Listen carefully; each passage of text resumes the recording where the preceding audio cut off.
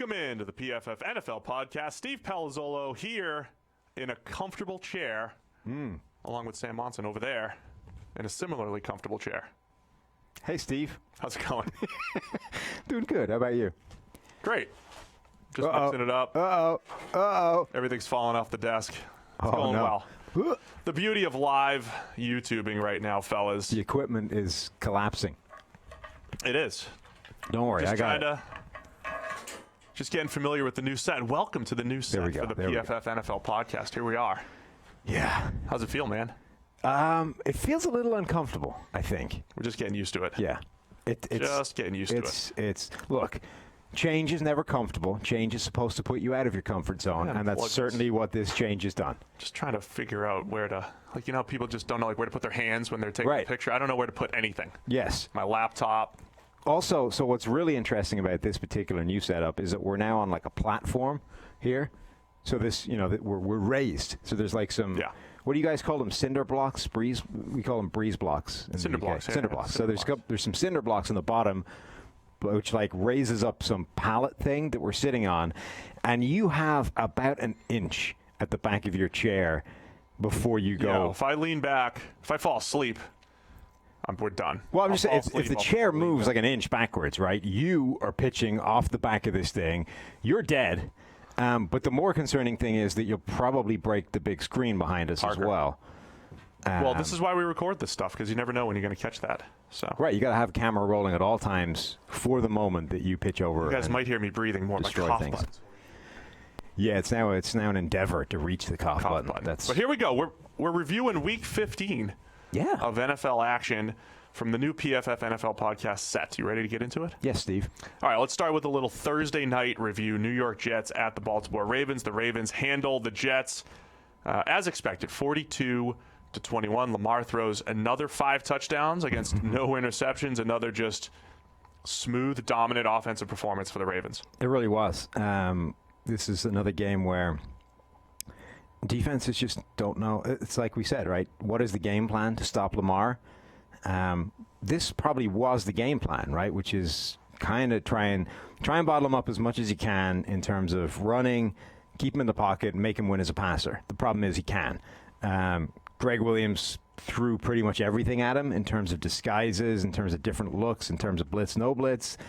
Everything he threw at him, Lamar had a pretty comfortable answer to it. And at that point, I don't know what you do. Yeah, the Ravens just they have answers. I think that's the best way to put it. They have answers in the run game. I mean, it's how their whole run game is predicated. It's, you're going to go after the running back. Lamar's going to keep it. You're going to, stop Lamar, and we're going to hand it off. So Ken's out in here trying to make changes to our ad-libbed This is just tech. how we do it here. This is how we do it. How's the sound going? Don't worry about keeping yourself out of the shot, Ken. Just dive straight in there and fix whatever we did. Part of the beauty of what we do here is, look at the ticker is doing a nice job of. Ticker does a pretty good job of covering up your giant knees. This is a good time to discuss. Always an issue with the podcast setting. The Thursday night game was great and all that stuff, but I did not get to see it live. No, I was busy at the College Football Awards. You were. We didn't get that on the big screen, did we, Ken? Steve's photo bombing of Herschel Walker. All right. So for the next podcast, So if I show you, Ken, the actual broadcast, I was on TV quite a bit. I was in the shot quite a bit. Chris Fowler's over there. I was in the 5th row, and then hang on, Brian was sitting in front of you. How did he get the 4th row? So as uncomfortable as this is, picture this: there are seats that are about this wide, and they're tight as tight as can be. Yeah. So you've got your ticket, and you go in, and it's like, all right, row 5, seat 6, whatever. Our row is completely full. We're the last two to sit down. When we sat down, you got about half of a chair to sit in. All right, I was on the lap of the person next to me. It was bad. So I had to sit for the first quarter of the show. I was just sitting like this for fear of sitting on someone. I mean, it was just, and it wasn't just because of me. I mean, it was. They were packing you in, right? Yeah. And then in front, there was 2 open seats, so Brian finally made the move, and he moved up, and then I got a little bit of leg room and all that stuff. So Brian was row 4, I was row 5, but I did a good job of finding the camera. But there's a great snapshot. I'm glad you put it on Twitter, though, just to prove And I knew where the camera was. Herschel Walker, Brian, and then creepy Steve, like right over Herschel Walker. So full like zoom shot of Herschel. He's the one they cut to the guy in the crowd, and it's like, here's Herschel Walker, blah, blah, blah. So it's like full face of Herschel, right? And then like 5 rows back over his shoulder is Steve just looking at the camera. You got to notice the other time that I made it onto the show, because the previous night we go to the aquarium. It's like a welcome dinner for all the players. And during the main show, they're like, hey, last night there was a welcome at the aquarium. And it's just all this B-roll. And so there's a point where Jalen Hurts is standing, and then he just, walks. And there's just a picture of me just like stretching like randomly like in the middle of the room. It looks like I knew where the camera was and found it, but it was all coincidental. So we can make a fun little montage of the times that Steve found the red light. Yes, Steve photobombing the college football awards. I also ran into a huge PFF fan. Oh yeah? It was almost embarrassing that this guy recognized me right away and was like, man, huge fan of your work. Who's that then? Chase Young. Oh, so you sent Ohio me, State's Chase Young? I do. You sent me a picture of you and Chase Young stood next to each other. Yeah. It's like those photos, where you see like Yao Ming stood next to J.J. Watt and makes him look like a child. Yeah. Like, my takeaway from that picture is Chase Young is tiny. He's not, obviously. He's a monster. Right. It's just that you're freaky. I mean, he's like 6'5" with the same weight as me. Right. And yet you make him look like a small child. Yeah. Yeah, so Chase and I were sitting together at the dinner, and he's a big PFF fan. So, yeah, we had a lot of fun. We'll try to get the podcast listeners are dying to see.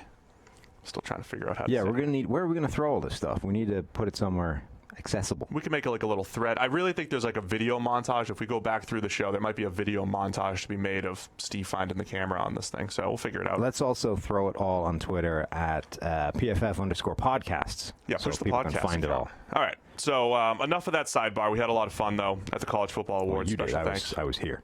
Well, Brian and I did. Oh, okay. Maxwell Award, we were special guests of the Maxwell Award because we help out with their selection process.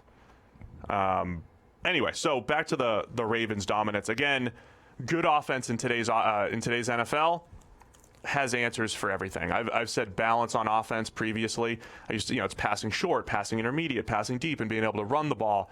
In the Ravens' case, it's being able to run the ball with your backs, running the ball with your quarterback, and then having a quarterback that can pick you apart, through the air. And Lamar's hitting far more throws. He's in the top 10 at just avoiding uncatchable passes this year after being one of the worst. And that jump continues to make the Ravens so dangerous. Yeah, like I say, they've reached the point where I don't know what the game plan is to stop Lamar. And as if that wasn't bad enough, their defense is pretty nasty as well. So Baltimore's rolling. Jets weren't. They were not. That was Thursday Night Football. All right, let's go through yesterday's slate. New England Patriots 34, Bengals 13.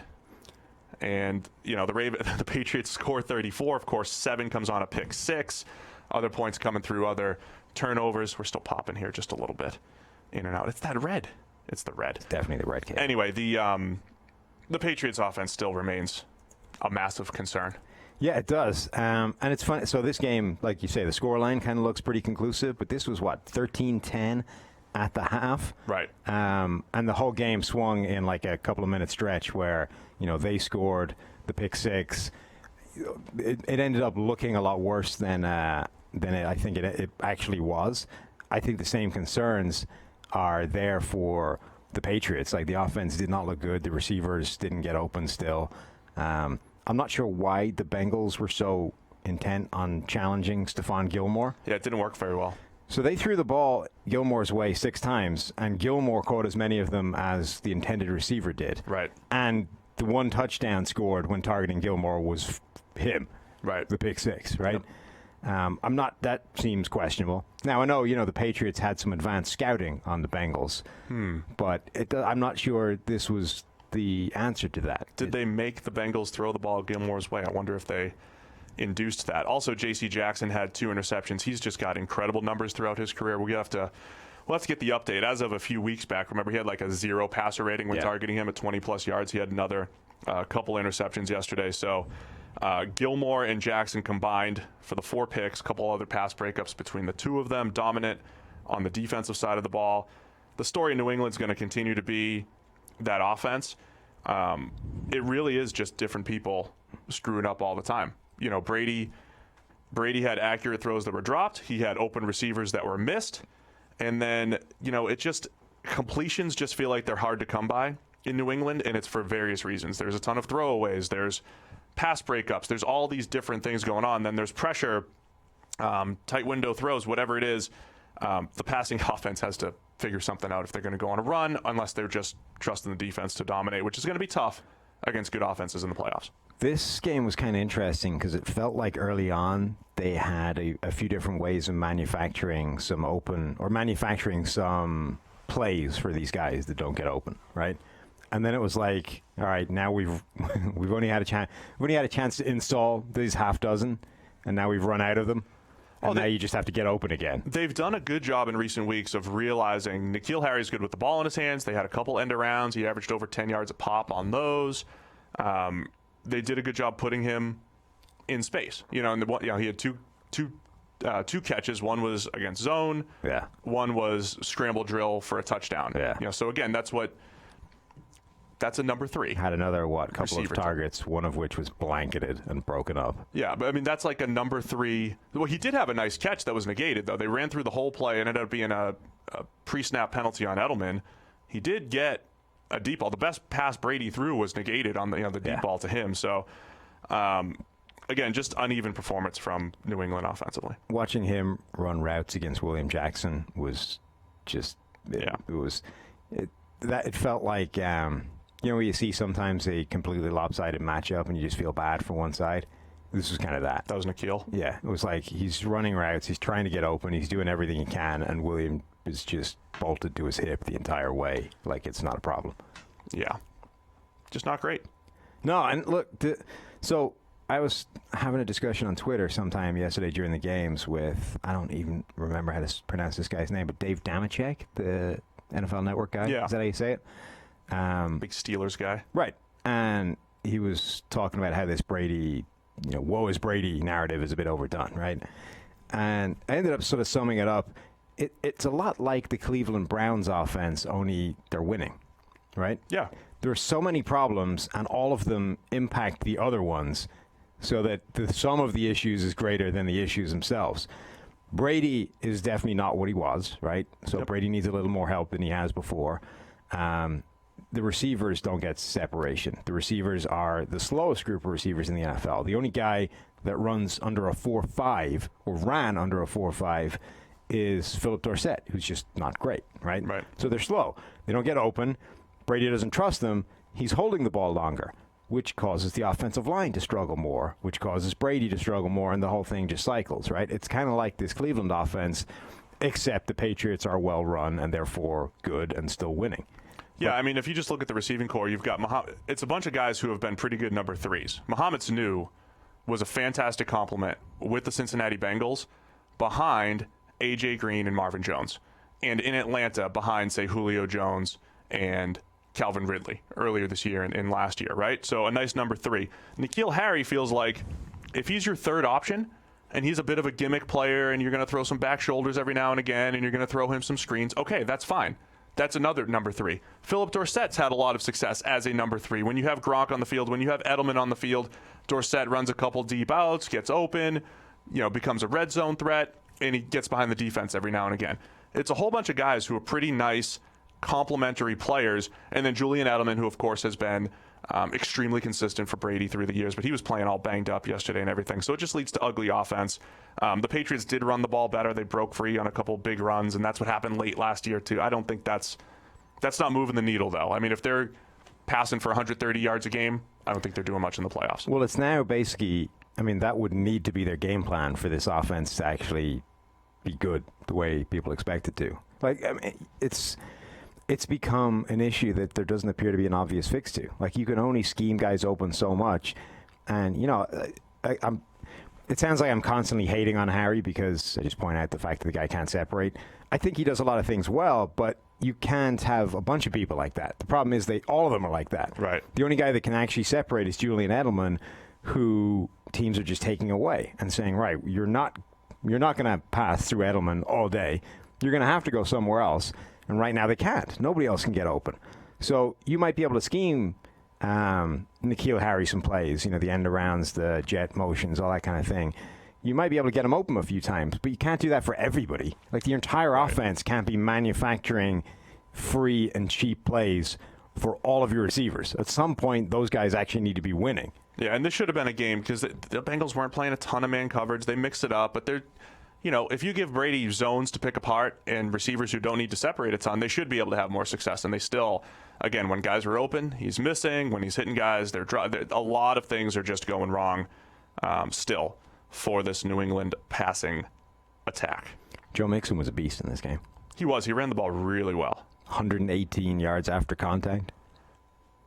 Really good for my Dynasty Expert League. Joe Mixon helping. I just gotta hand it to my fantasy guys. They took the bye week in stride. We rested them up last week, and barring a miracle from Alvin Kamara, we're gonna go to the finals again for the third year in a row. I can't tell you how happy I am. I mean, people need to know this. Is Jeff Radcliffe listening? Why am I not writing Dynasty articles on PFF.com? It's a question that befuddles PFF people to this day. Number 1, draft well. Number 2, earn a bye. Dominate the regular season so you earn a bye. And then get players that step up in playoff time. Yeah. Weeks 15, 16. Get guys that step up. That's how you win. That's my strategy. So, yeah, Joe Mixon, he had a really nice game. Andy Dalton did not have a good game. He just kept throwing interceptions. A lot of them, yeah. Some forces, and that's it. Bengals remain poor. Bad. Offensively. But now primed to get Joe Burrow, number 1 overall. Oh, yeah, they're in good shape. They're in good shape for Burrow. And Burrow wins the Heisman. I mean, he really is on his way to maybe the most decorated season of all time for a college quarterback. The only stat of any interest for me when it came to the Heisman thing was that apparently this is like the first time an LSU player's won it since 1959 or something. Yeah. That's kind of amazing. Yeah, really good. It feels like they've had some good players down the years. They have. Leonard Fournette was in the mix until he ran into Alabama. No Heisman for Jamarcus? Jamarcus Who won it that year? No. In 2006, Troy Smith.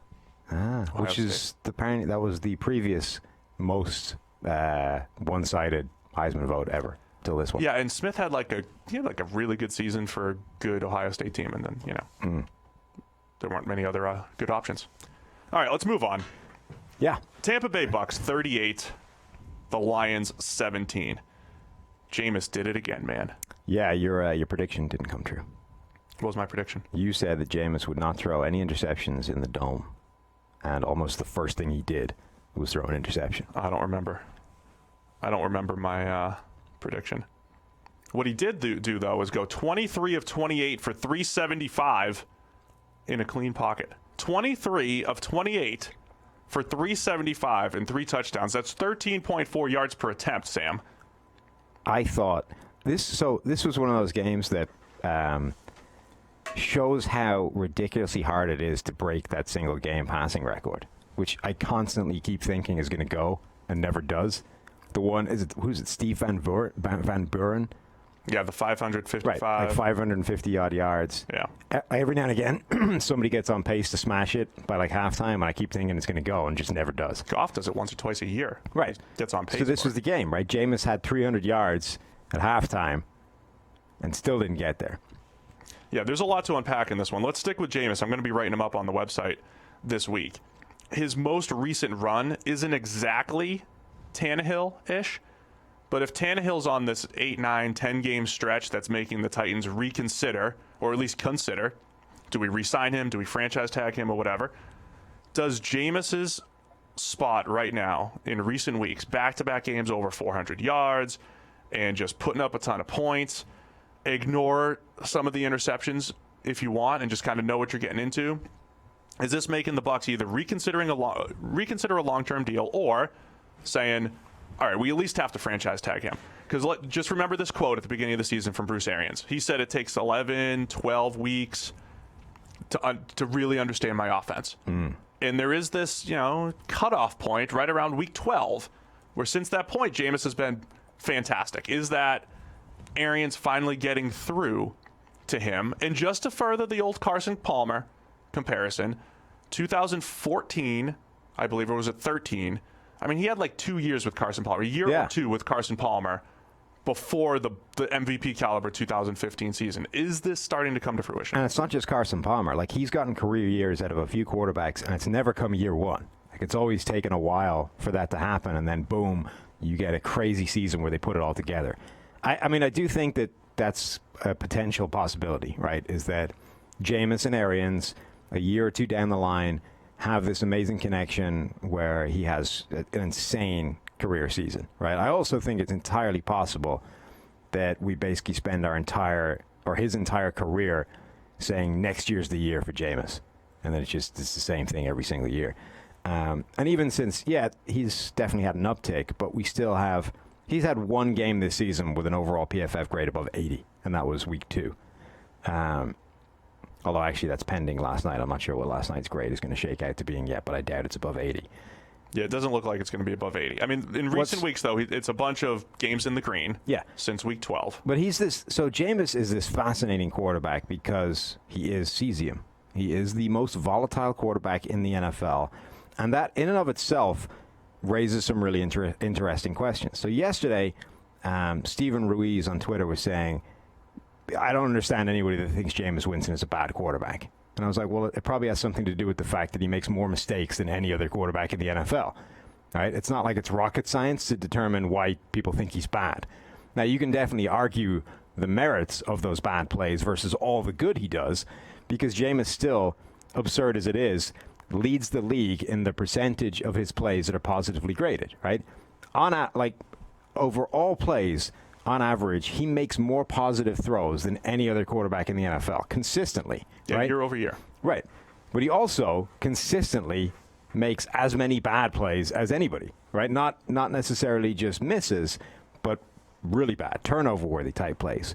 So there's a fascinating battle this year for the turnover-worthy play champion, right? Jameis still leads the league, 34. But Kyle Allen is hot in his heels, one behind now. Gosh, he had some bad ones. Daniel Jones has dropped off. There's a play up for review from Allen. He might. Daniel Jones is now 7 behind with the time he's missing. Phillip Rivers is sneaking up there. He's got 29. But anyway, the point is, Jameis now has the highest percentage of positively graded throws, but also consistently makes as many really bad turnover-worthy plays as anybody, right? So the debate essentially becomes, like, where is the tipping point? What is the balance that actually makes that worthwhile or not? So, you have talked before on our data science guys like Timo /PFF Moo for people that work on Twitter alone. And, the other guys, it's smart. Started the clock 28 minutes into the podcast. Nicely done. No, so just add 28 to it. Perfect. That'll easy. So all those guys and you have talked about how the volatility is actually a more valuable thing than slow and steady, right? The Alex Smiths, the Jacoby Brissett's, those kind of guys, game managers. Having a higher volatile type quarterback is more valuable because eventually it will swing towards the positive. The fact that you're capable of making all those positive plays is a big thing. And also because ultimately, like at some point in the game, you're going to be down 2-3 scores, and you're going to need that guy to start slinging the ball. It's also because that's the Kirk Cousins thing, right? You bring him in as opposed to a Case Keenum, Sam Bradford, Teddy Bridgewater, because you believe that he is at least capable of executing that comeback. Yeah, and it's also because I think we do downgrade heavily turnover-worthy plays. Mm-hmm. Not just every interception, but plays where you misread the coverage, you put the ball in harm's way, right? But an EPA-driven approach might say, you know what? Just an incompletion on third down, because possession of the ball is so important, right? And that's why we downgraded turnover-worthy plays for so long, right? Right. You're losing possession of the ball. But failing on third down or just throwing an incompletion, even though you get 40 yards of punt and all that stuff, you're still losing possession of the ball. So maybe the difference between a turnover and, say, a third down sack or a third down incompletion isn't that strong, right? Plus, in previous years, Jameis had really done a good job of avoiding sacks. This year, not as much. It also depends what you've done between the turnovers, right? So, again, Moo on Twitter yesterday made the point that essentially, like, 2 first downs and then a pick is basically the same as 3 and out from an EPA standpoint. Yeah, it's a good way of putting it, right? So, Jameis never really has a ton of big-time throws. He actually, for the fourth straight year, will have more turnover-worthy plays than big-time throws. Which in and of unless he itself goes on a is- run. Yeah. You usually, the best quarterbacks are at a 2-to-1 ratio, and then the real best are 3-to-1, 4-to-1, or more. But 2-to-1 is your top 7 or 8. 1-to-1 is about the league average, whatever. So he's below. But the positively graded throws, those intermediate throws, he's moving the chains, right? And I think the point, when I first started talking to Eric Eager about this a few years ago, I said, look, we have a grade on Jameis Winston and Sam Bradford back in 2016 or whatever it was, which is very similar. But Jameis is averaging 5 more yards per attempt down the field. Average depth of target is about 5 yards different. Sam Bradford's setting completion percentage records. He's not putting the ball in harm's way, but he's got one of the lowest percentage of positively graded throws. So my point was, how well they played the game might be similar in our grading system, but which one's more valuable? And I think you point to the aggressive guy more than the game manager. And when you have the aggressive guy, you can have games like last week. Jameis Winston had a 77.3 passing grade. It's not a 90, but he still went 33 of 45 for 456, 4 touchdowns.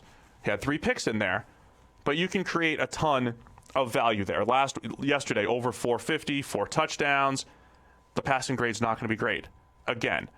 So if you have the guy that's aggressive with good, not great results, can you extract incredible production out of your passing attack?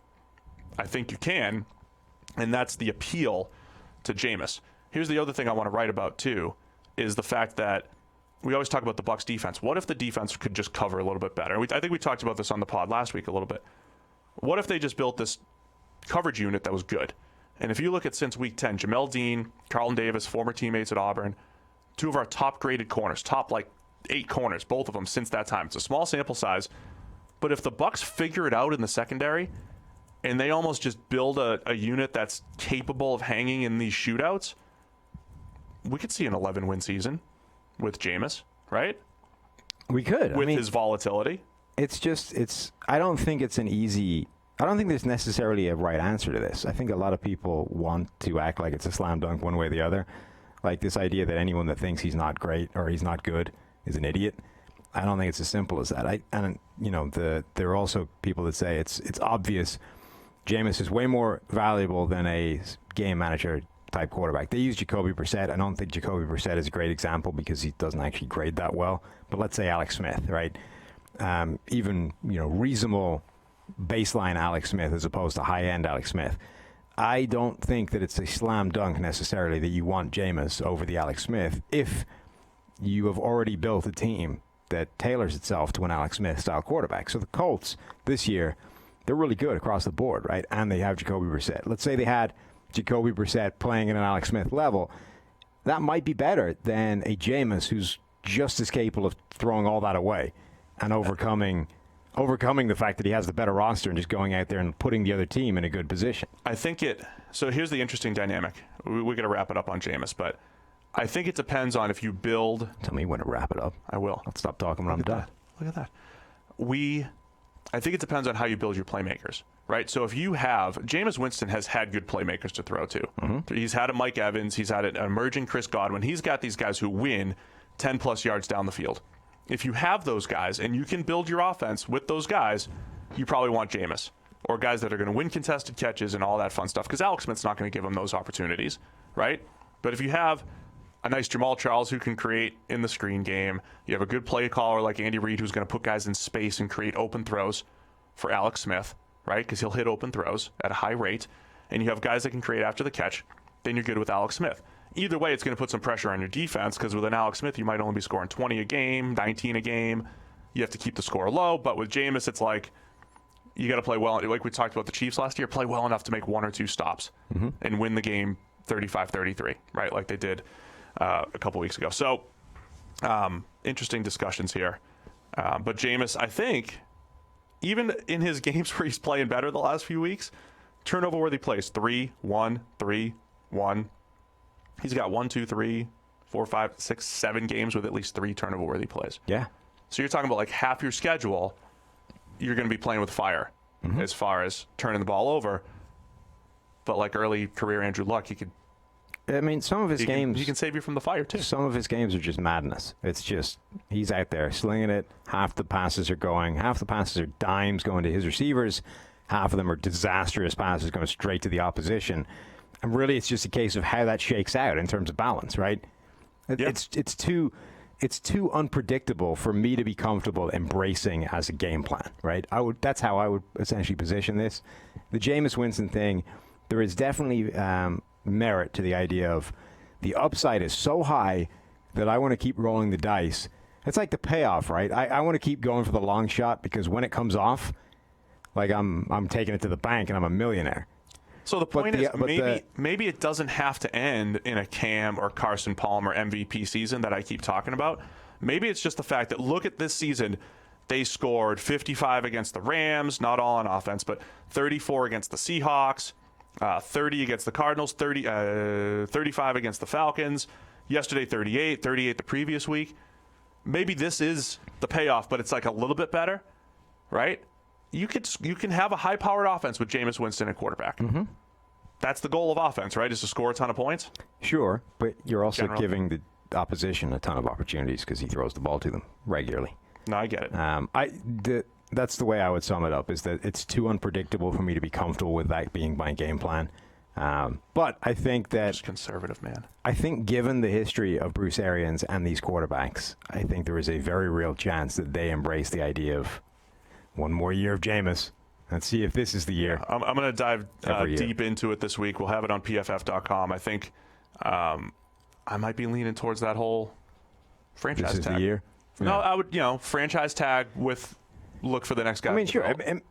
At this point, that makes sense, right? The franchise tag is there, built. Right now, it's built for any quarterback where you think next year might be the year, but I don't want to bet the house on it. The other thing you're betting on is Arians having a history of needing 10, 15 games with a guy, right? The one thing you can say is that Jameis is a significantly better quarterback than David Blau. So he struggled. That's it. Continue to rebuild, Lions. Not good. We're looking to the offseason. 2-for-1 drafts is your podcast for this week. Yeah. All right.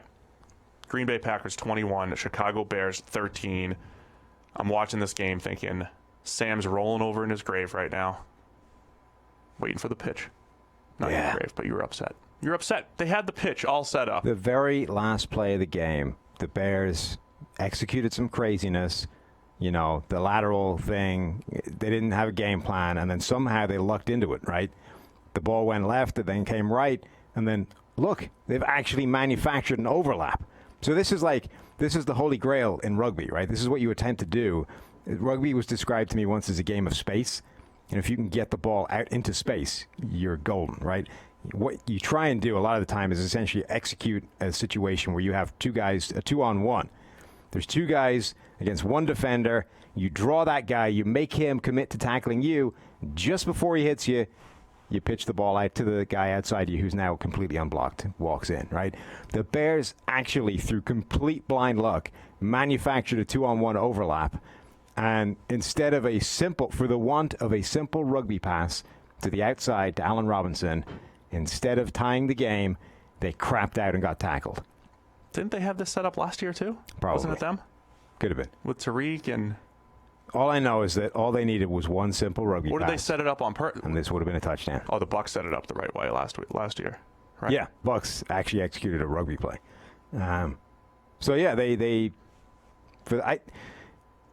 It's difficult because there clearly was no game plan here, right? This play, it was just chaos, and somehow it broke that way. But it feels like that's a skill that needs to be in somebody's arsenal, to be able to just recognize that there's a dude outside me. All I need to be able to do is to pitch the ball a couple of yards to my right, and it's a touchdown. They weren't able to get it done. The other thing that was interesting in this game is that Cordero Patterson had one of the hits of the season, playing gunner, came down, absolutely wrecked the punt returner, who was Tramon Williams, I think. Forced a fumble. Didn't fair catch it, forced a fumble, knocked it out, Bears recovered. Huge play, which then gets flagged and overturned that way. And that was a monstrous play in this game that, ultimately the Packers then scored on that drive, which is the difference. That's the score between the two of them. This was like so many of the Packers games this year, right? They get off to a lead, they feel like they're in control, and then their offense just cannot put teams away, or they just don't have that second half consistency. And that that play to me, the penalty, it wasn't like an egregious call. We've seen some pretty horrendous calls this year, and even this week there were some ugly ones. But Face it was mask that wasn't, and so. Yeah, it was one of those calls where it was a victim of physics, not a victim of the hit you're trying to take away out of the game. Like, he leads with the shoulder, he hits him perfectly in the chest, but by virtue of the fact that the head is connected to both the shoulder and the chest, like, helmet-to-helmet contact happened, right? Yeah. It's not that he hit him in the helmet or in the neck area. He hit him shoulder to chest, but he came at like 200 miles an hour, as a gunner, drilled him full speed. Like, at that point, it's physically impossible to prevent heads contacting each other. Unless you're genuinely saying that, like rugby, your aiming point needs to now come down to, like, the belt buckle, right? Which is, I mean, if you want to do that, you can do that. Rugby is trying to do that now. Right. And they have, like, this zero-tolerance policy of, if you're up here, unlucky, it's a penalty. Yeah, it's on you to go lower. Yeah. So Tremont Williams is crouching down. He's like 2.5 foot off the ground catching the punt. Like, if you want to have that zero-tolerance policy and say, this is the deal now, you simply have to aim lower, that's fine. But that isn't what people are saying now. It's like, no, you can hit him there, but if then there's helmet-to-helmet contact, now it's a penalty. It's like, well, okay, but hitting him here, it's physically impossible to avoid that if I hit him hard enough. Fast. Right. The game's just too fast. Yes. For all of that. Khalil Mack for the Bears, third game this year with 2 or fewer pressures. A lot more games this year where he's kind of disappearing. And this is the game where the Packers generally have a pretty good pass-blocking offensive line, but Rodgers might hold the ball a little bit longer. You think you might be able to get some late pressure. They sacked him a bunch back in week 1. But that wasn't the case in this one. They got rid of the ball a lot quicker. My boy Nick Kwiatkowski still tearing it up, making plays in coverage, had a sack, but not enough for the Bears. Dropped interception. Yeah, that wasn't good. I mean, it was a nice play to be there. But. It's nice to be there, but you gotta finish it. Rodgers continues to only have 2 interceptions this year. He's getting away with a few, but overall he played all right. Trubisky played just all right. Here's the point I wanted to try to make. I forgot to make on Brady before. The thing I love about the PFF system, and like Trubisky has been this the last couple weeks, if you have like average grades, so if you're like in the 60s as far as PFF grade goes, your stats could be anywhere, right? And if you look at Brady's stat lines over the last few weeks with some grades in the 60s, which are certainly a regression from where Brady's been, but the stat lines look like he's fallen off the cliff, right? Whereas other guys will put up average grades and they have 122 passer rating, or they throw 3 touchdowns and no picks, or whatever it is. There's no better way than just to look at the PFF grade, look at the statistical output, and say, okay, there's either some help from playmakers and play callers, or bad defense, or there's no help, or it's bad playmakers, or bad disjointed offense, play calling, or whatever it is. And that was Trubisky in this game, and even though he's graded well over the last few weeks, it's really with a couple peak games. He did really well against the Lions on Thanksgiving, did well against the Lions again in Week 13. Other than that, it's a bunch of average games where the statistical output leading up to this game had been pretty good. And this is another game where he played about the same, but you get the passer ratings way down in the 60s again, and 2 interceptions, and it feels like the Bears just aren't putting together that week to week, hey, the offense and the play calling is all together. They were showing flashes of the 2018 Bears in recent weeks, just like the Rams had, right? It's like, oh, are they back? Are they starting to get into their groove? But I just didn't feel it was much more disjointed in this one again. Yeah, I think so. Trubisky playing back to the level he is playing at right now has put the offense back where it should be from a schematic point of view. Like, they had closed this thing down to such a ridiculous rudimentary level of, like, look, I'm going to draw up 4 idiot-proof things, and you're going to go out there and try and run those. That's basically what the offense was earlier in the season when Trubisky was playing horrendously. Now they've at least gone back to what the offense should look like, but everything else isn't as good as it was, in the past. Like, that 2018 season, they kind of caught lightning in a bottle in terms of so many things going well in a run that, should lead to some sort of success, but Trubisky was their quarterback. So now those things aren't quite at the same level they were, because that sort of stuff tends to regress. And though Trubisky is playing better, and well enough for them to win in the right circumstance, and the offense now, is functional, like they're still, they're not as good as they were, essentially. And that's basically what it boils down to. Yeah. And Trubisky isn't good enough to, raise the game of everyone around him. Yeah, that's pretty much it. And that's why you have a 21-13 type of game. Yeah. Packers, it's really tight at the top as far as the NFC goes, as far as buys and number one seeds. Yeah, we've got some paperwork that fell. Have you got... But huge win for the Packers. You currently Thanks, have man. Ken crawling on the floor to pick up papers for you. Yeah, because I want to tell everybody about our friends over at Proper Cloth. Nice Is that what you're wearing here? What you got here It today? is. So I have a shirt that apparently the material is called seersucker.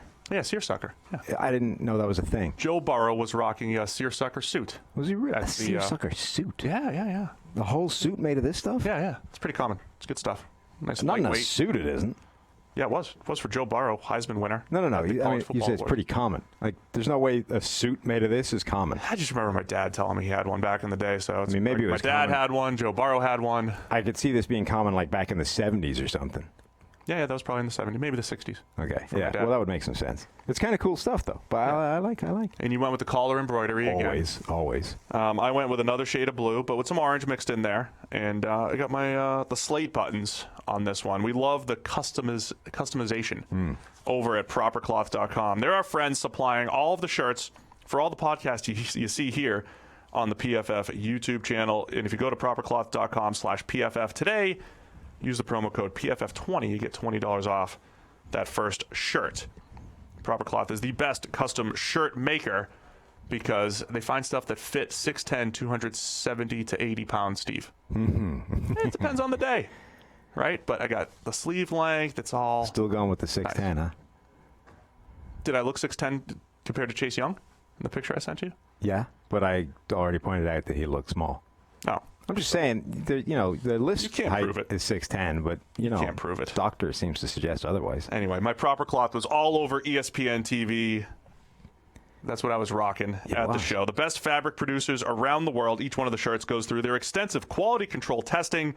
So you're getting the absolute best quality and craftsmanship. Once again, propercloth.com/PFF. Promo code is PFF20 for $20 off your first shirts. You know what they also starts do? as low as $80.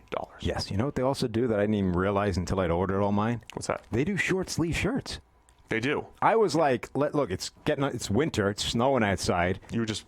I was like, yeah, let's bundle up. Let's get the heavy material, the long sleeve, without thinking that where we record the podcast is like 700 degrees. So actually, what you need is the short sleeve. I'm not a breathable. big fan of the short sleeve shirt, but I do love the fact that it's there. The fact that it's available. Yeah, I appreciate Well, it. short sleeve, and it's one way of taking care of the problem that you and I both suffer from to differing degrees, which is the sleeve length thing, right? Oh, yeah, the short sleeve's different. So short sleeve, you don't have to worry about it. You just chop it off there and you're good, right?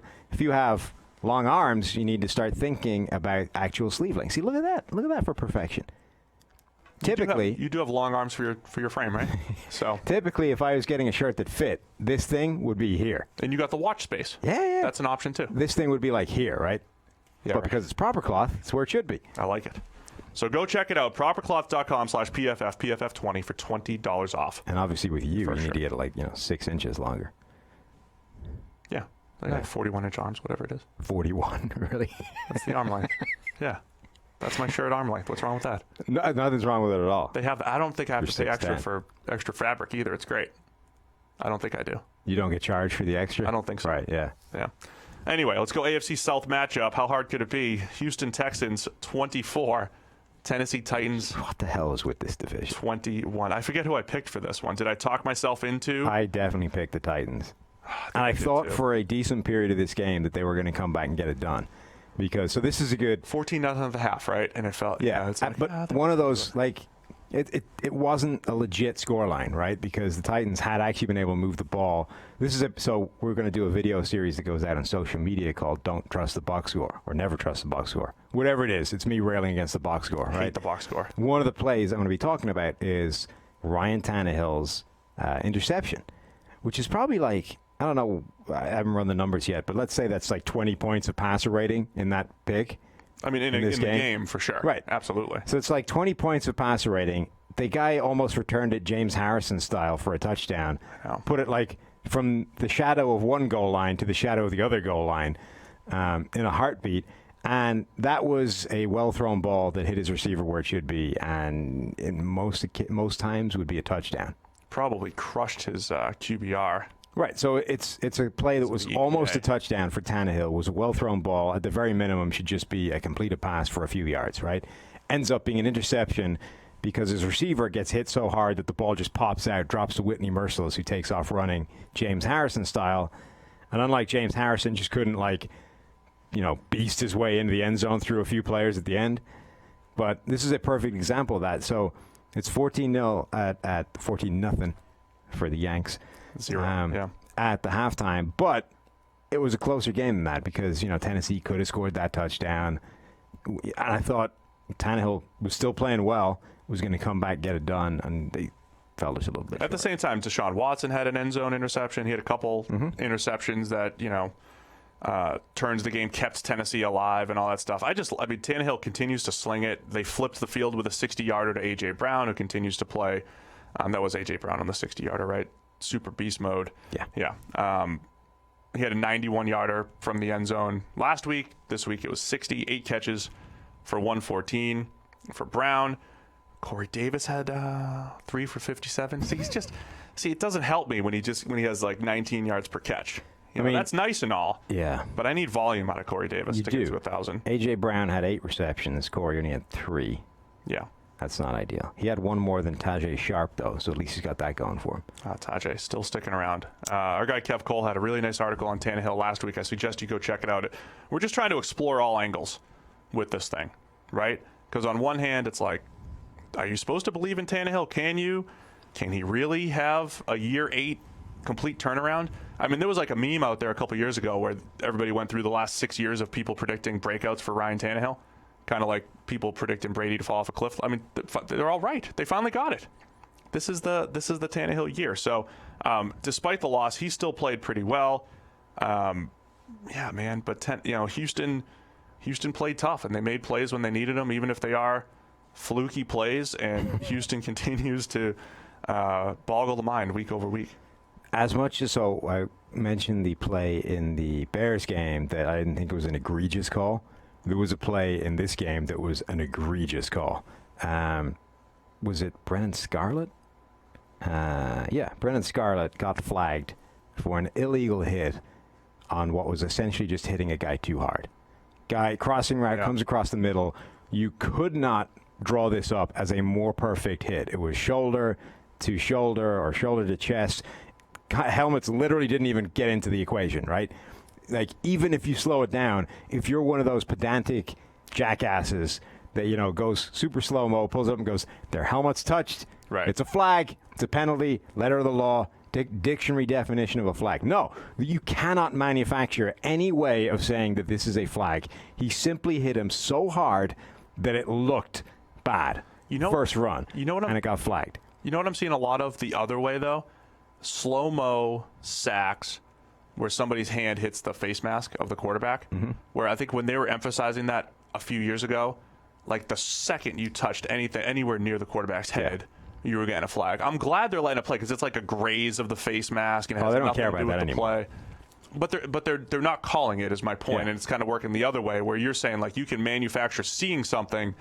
If they were using slow-mo to check all these things, there would be so many. You think there might be so many sacks that are overturned by face mask penalties these days. Yeah, this was just a good example of he literally hit a guy so hard that it looked like a penalty. Yeah. So they called it. And that was it was a significant play in this game. Man, even if you just look at the grades, like Tennessee did a nice job overall defensively. Carlos Hyde went well above his run blocking essentially. It was one of those weird games. If you look at all the grades, Carlos Hyde was doing the work more behind this Texans offensive line.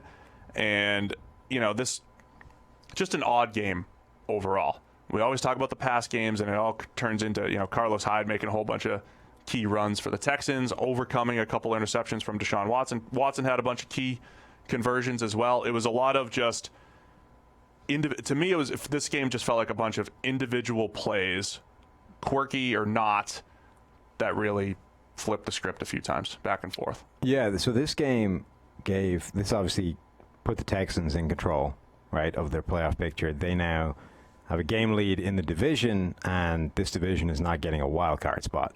So they're going to actually, whoever is coming out of this needs to actually win the division. Yep, absolutely. So this was a huge blow to the Titans, despite them looking like a better team in a lot of ways. So that's it. Texans 24, Titans 21. Moving on to the AFC West, Chiefs 23, Broncos 3. Those two teams play each other again, right? Oh, yeah, sorry. So that's huge. I meant to follow up on that. They do play again in Week 17. Right. The Titans' road is difficult, though, because they have the Saints next week. What does the tiebreaker look like between the two of them? That would involve research that I have not done yet. Okay. Since the game ended yesterday. Good answer. We'll discuss it again on Thursday. Yeah. When we're previewing stuff. Chiefs 23, Broncos 3 in the snow. Snow game. It would be two. Dude, how awesome was it to see them warming up with a snowball fight? They looked, I mean, it was just kids playing. It really was, right? It was like unbridled joy of just fun in the snow. Yeah. This is them warming up, and they're legitimately having a snowball fight. Unbridled enthusiasm. To the point where you're like, if you were one of those sort of, overly officious, anal people, you'd be like, those guys could get hurt doing this. Maybe we shouldn't be having a full-on snowball fight a straw man argument 5 minutes before a game. Nobody said that. I'm not saying. I'm just saying It if you looked like were your daughter, Scout, she was so excited. If you were to see one the of snow those last people, night. you could be like, "Is this wise?" Yeah. And yet they're just out there having fun. Probably not. Shout out again to my fantasy guys really stepping up in the playoffs. Travis Kelce. I just want Deshaun Watson too. Another guy. He was actually my fourth best quarterback yesterday, but he was the one I played. Yeah. If you mention your fantasy team again, right, I am going to assist you in pitching off this platform. Oh, don't forget, also, at PFF_Sam, if you guys lost a heartbreaker. One of two things going to happen, right? Send a screenshot at PFF_Sam. I'm going to kick out of your chair, No. and one of us is going to pitch back off this thing. Physics would dictate it's probably me. But either way, don't try it. The pain will be ended. At least not till the end.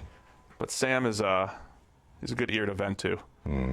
So this was like Mahomes' best game throwing the ball. You're in the snow. This is his best game of the season. Throwing the ball accurately down the field. Only didn't really miss many throws. Finding open guys. Snow games are weird because sometimes it's like, hey, it's technically in the offense's advantage because they know where they're going, but it's not easy to catch the ball, right? Not as easy to throw the ball. But you've got one side where Mahomes just carved up the Broncos defense, and the other side where it's too easy to just say, hey, Drew Lock was going to regress. He was due. And then, happened to be in a snow game. You get that built-in excuse. But, man, some of his decision-making and stuff, bad. Yeah. End zone interceptions and negated end zone interceptions that turned into another end zone. And it was bad. It's also another game where the sort of the game flow got completely away from them. Right. And so they went away from the only way they had a chance of winning this game. Like if the Broncos are going to win this game, there was going to be a lot of running involved, right? Philip Lindsay, Royce Freeman. This was supposed to be, a steady 1-2 punch of thunder and lightning that was going to be the reason that they could go well in a snow game where running the ball often is your only hope. They got down. They started chasing the game, and Philip Lindsay had 7 carries on the day. Royce Freeman had 5. As a team, they carried the ball 15 times. Like you're done. You're not going to win like that because Drew Lock drops back 42 times. Right. That's a problem. That's unlikely to result in a victory.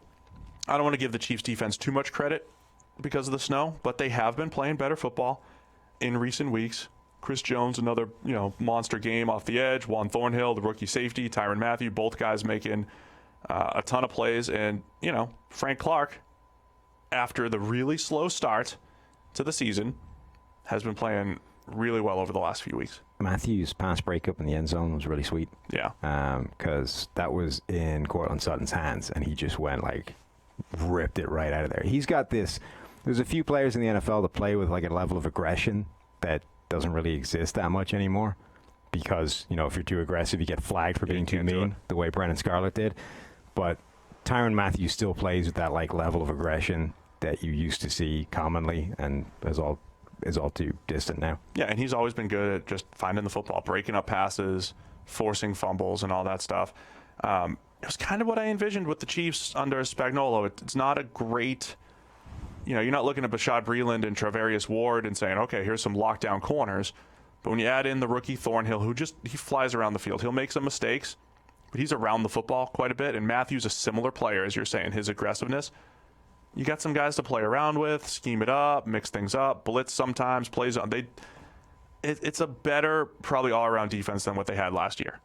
Yeah, it's definitely taken some steps in the right direction. And honestly, like a big part of their thing this year in terms of not being quite as dominant has been the offense struggling in places. Largely, it's Mahomes being banged up in various ways, shapes, and forms.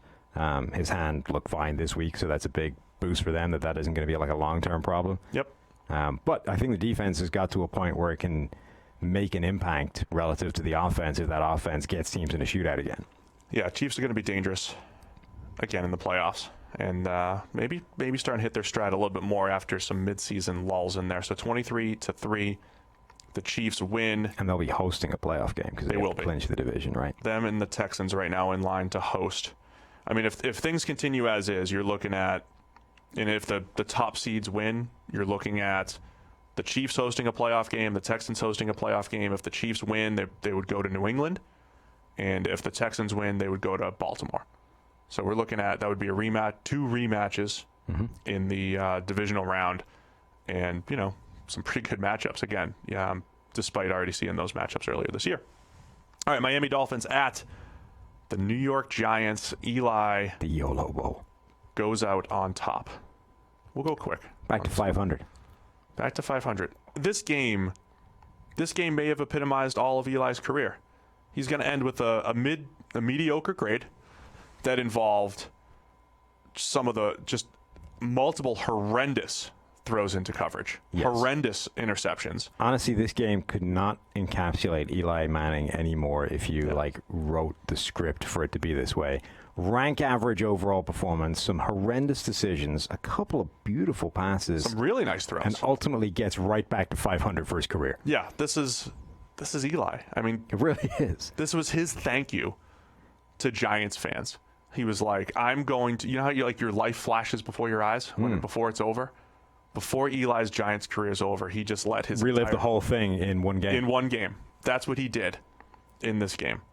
Like, hey, Mr. Linebacker, I had no idea that you were there. I'm just going to throw it to you anyway, a couple times. And then he threw a corner route on the run, perfectly in stride. He was throwing seam routes left and right. He was showing touch outside the numbers. He was a little of everything, which was great. And then the other side, you had Ryan Fitzpatrick, YOLO in his way. He was doing the same thing. He was like, and then, so Eli's given a tribute to Giants fans, right?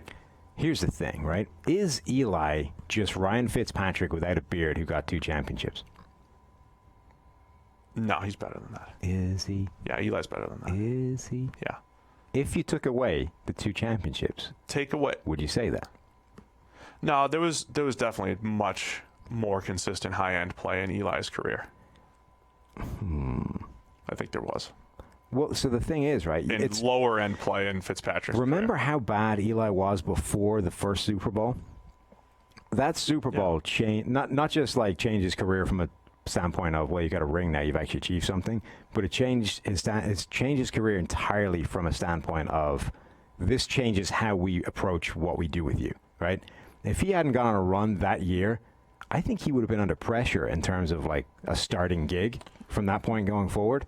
But he wins the championship, suddenly that's all gone, right? Now we're not talking about that at all. You get 5 more years of whatever because you just won a championship. It buys you all kinds of breathing room that Ryan Fitzpatrick never had, right? And then because he never won a championship. So Ryan Fitzpatrick's entire career has been, you are playing at this level, we're trying to get rid of you, stop coming back. So he just has to bounce around the NFL playing like this. Dude never gets any kind of like rope to hang himself with. Eli's been better than Fitzpatrick over time. Just look at this. What do you got? I mean, just glance at it. Eli's been better than him over time. Whose is that? Fitz. Okay. What's Eli's? Better than that. Is it? Yeah. Hang on, I got that. Let me pull up Eli now. Dude. That's a lot of red recently. But Right. see all the green in the middle there? There's that one year, right? That year changed everything. I will say with Eli, yes, it bought him some time, and then they did a nice job of adding, hey, here's Hakeem Nicks, here's Victor Cruz. That helped go on a little multi-year run. And then Odell Beckham shows up, and he was able to YOLO it with some pretty good playmakers for a few years until they ran out of playmakers, and it's like, all right, we can't disguise this anymore. I still say Eli's been better, but I thought Fitz did his best tribute as well, where Fitz he made a ton of nice throws, and it's like, we're going to fumble, and, he made a few bad decisions in there as well, and, had some turnover-worthy plays in there as well that he got away with. So, yeah, I think Eli gave a tribute to Giants fans, and Fitz tried to give his tribute as well. He did. All right, fine. Maybe Eli, as a career, is better than Ryan Fitzpatrick, but if he is, it's all 2011. That's what I got. Giants 36, Dolphins 20. And we'll break down some more of the battle for the top 5 picks in the Week 16 preview. People are going to be so mad when you start leaning on the idea that the Giants should draft a quarterback. I think they should consider it at least. I know you do. They should consider it.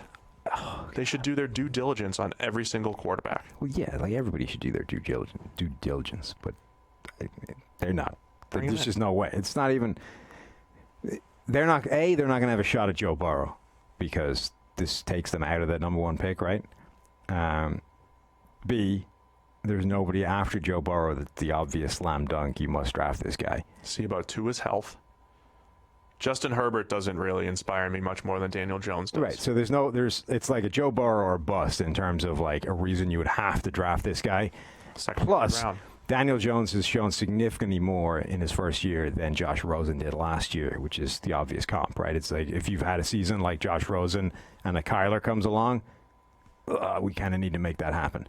If the Giants, A, don't have the Kyler because Burrow will be gone, and B, Jones has shown significantly more, albeit, third in the NFL in turnover-worthy plays. So it's not going to happen, and I don't even know that they should do it at all. Do we change the Jones narrative to just wait on it becomes Jameis? Just wait on the big season? He's Jameis, who is Eli, they're all the same person. They're all the same guy. He's a highly volatile quarterback who, because you get enough of the good, you're going to give a long time to make it sure that he can get it done. Ultimately, that's what being a highly volatile quarterback does for you, is it buys you a crap load of time that other guys don't get, right? Because you consistently put the high-end upside in front of coaches' eyes, and that's what they love, right? Now, they are willing to overlook an incredible amount of crap if you show them some high-end plays, and those highly volatile players do it every single week. It's just they also show you a bunch of the low-end stuff. If I could just coach out some of that bad stuff. Right. So Daniel Jones, because of the good stuff he's shown, has bought himself an immense amount of time, even if he didn't already have it because Gettleman went out on a limb and drafted him 6 overall, at which point he's going to get like 5 years to prove he's wrong. No, of course. I mean, I know my entire concept of continue to look for a quarterback is counterintuitive to the way NFL teams work. I think it just should be considered. It doesn't mean spend a first rounder on a quarterback every single year, but if Jacob Eason's there in the second round, I don't think using a second rounder on a quarterback is the worst thing in the world if you're the Giants. All right? Mm-hmm. There you go. All right, we're staying in our old order, even though it was Sunday Night Football. Buffalo Bills 17, Pittsburgh Steelers 10. Duck regressed back into the duck. Yeah, so people got mad at me for saying that a guy called Duck might struggle against the Bills defense this week. Turns out that a guy called Duck struggled pretty badly against the Bills defense this week. Who got mad at you? A whole bunch of people on Twitter. Podcast listeners, people listening to this right now. They were mad because you were upset. Were you making fun of his name, or? I just said that, look, there was a pretty good chance that a guy like him was not going to do well against a really good defense. I mean, he was an undrafted free agent. Kind of looked like it yesterday. Yeah. And the Buffalo defense is really tough to play against, so it shouldn't be that big of a surprise. I did think the Steelers at home, the defense would be able to make enough plays to win the game. But Buffalo just continues to roll, man. 17-10. That D is legit. Even the last play of the game was kind of funny, right? It's so they ran one play, needed to hurry up, spike the ball, run a play, whatever. James Washington, I didn't see what he ran the play before, but he was way down the field somewhere. He just ran a long way and then had to run his ass all the way back to the line of scrimmage. By the time he got to the line of scrimmage, he was wrecked, right? Basically, you have to know that. Yeah, so as soon as this play starts, he jogs off the line of scrimmage, puffing and wheezing into his route, jogging his way to the corner. and that's the guy Duck thinks he should heave the ball in the direction of. Like, that dude is just mailing it in on this play. He is knackered. I thought Chris did a nice job showing it too. You've got Duck rolling to his left, throwing the ball off balance, and he just throws a line drive interception.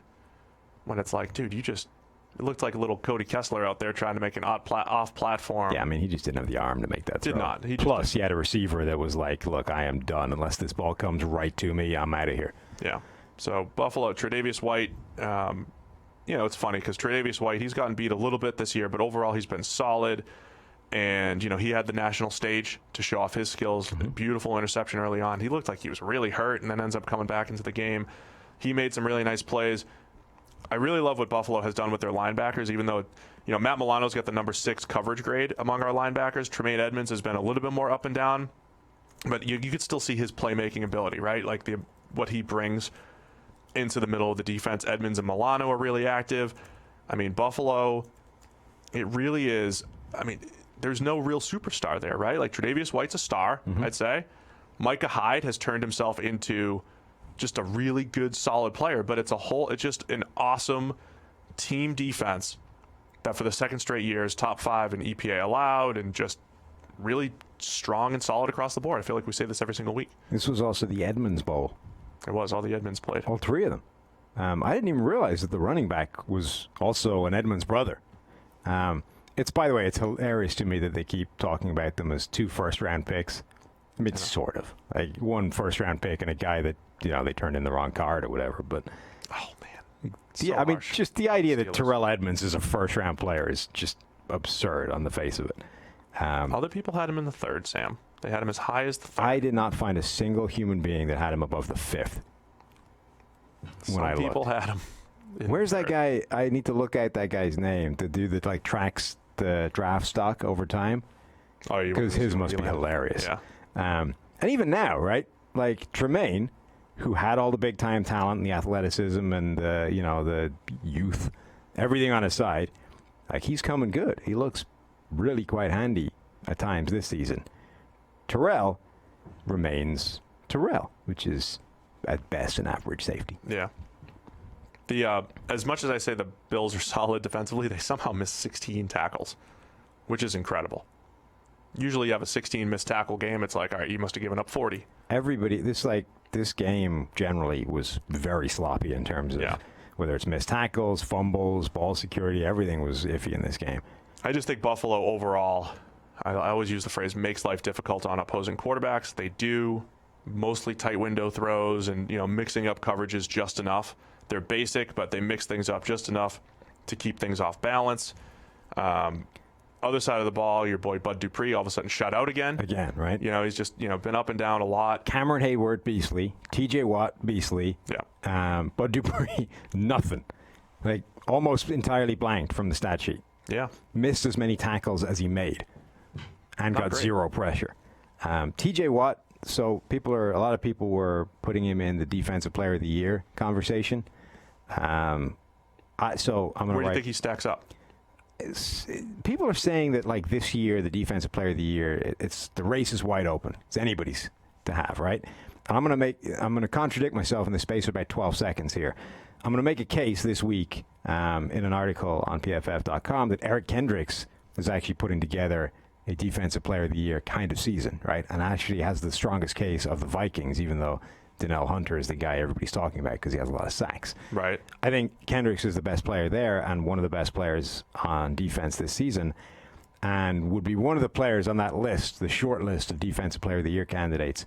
But honestly, it's only a short list because people got bored giving it to Aaron Donald. Aaron Donald is still the best defensive player in the game by a reasonable distance, but he doesn't have 20 sacks like he did a year ago, so now we're looking elsewhere. Does he have a quiet 12?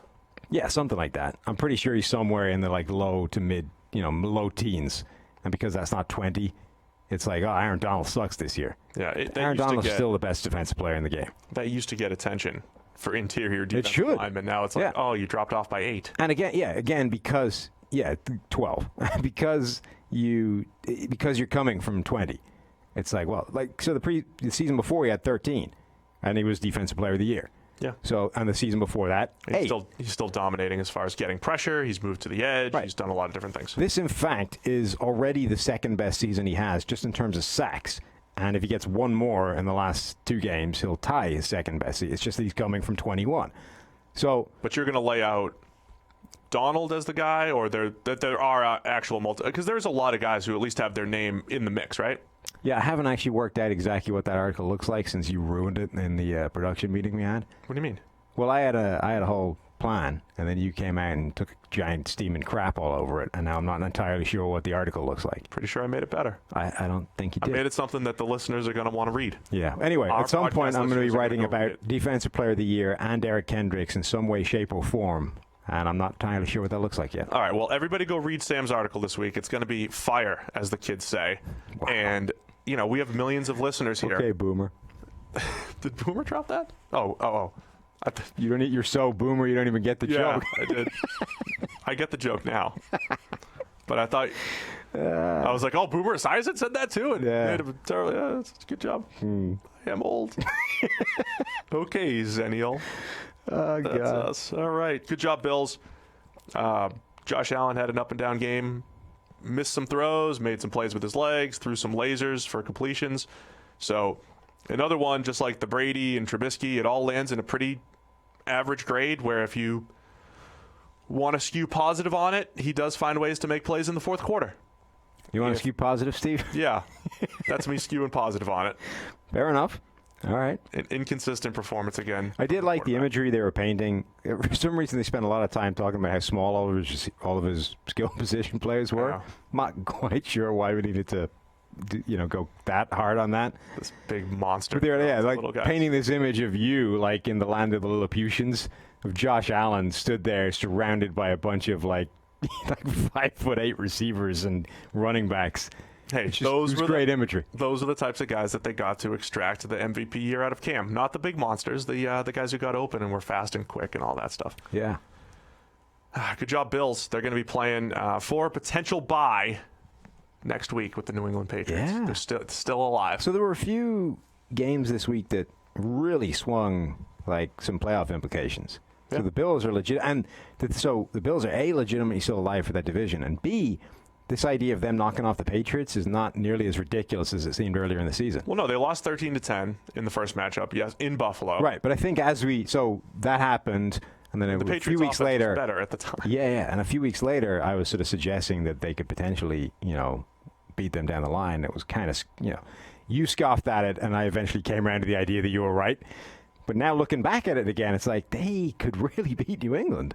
They could. At which point they would take the division. The Patriots would still get into the playoffs, but for the first time in a long time, they would have a crappy route through should they actually want to win anything. So I made the comparison to remember the 2017 Jags. I kept saying they reminded me a lot of the Jets, the Rex Ryan Jets, where they had Mark Sanchez at quarterback who was inconsistent, but he can make some plays here. And if you watch Mark Sanchez enough those first couple of years, you'd be like, oh, he's in his first couple of years and he does some nice things. Like there were some games where Sanchez was really, really good, right?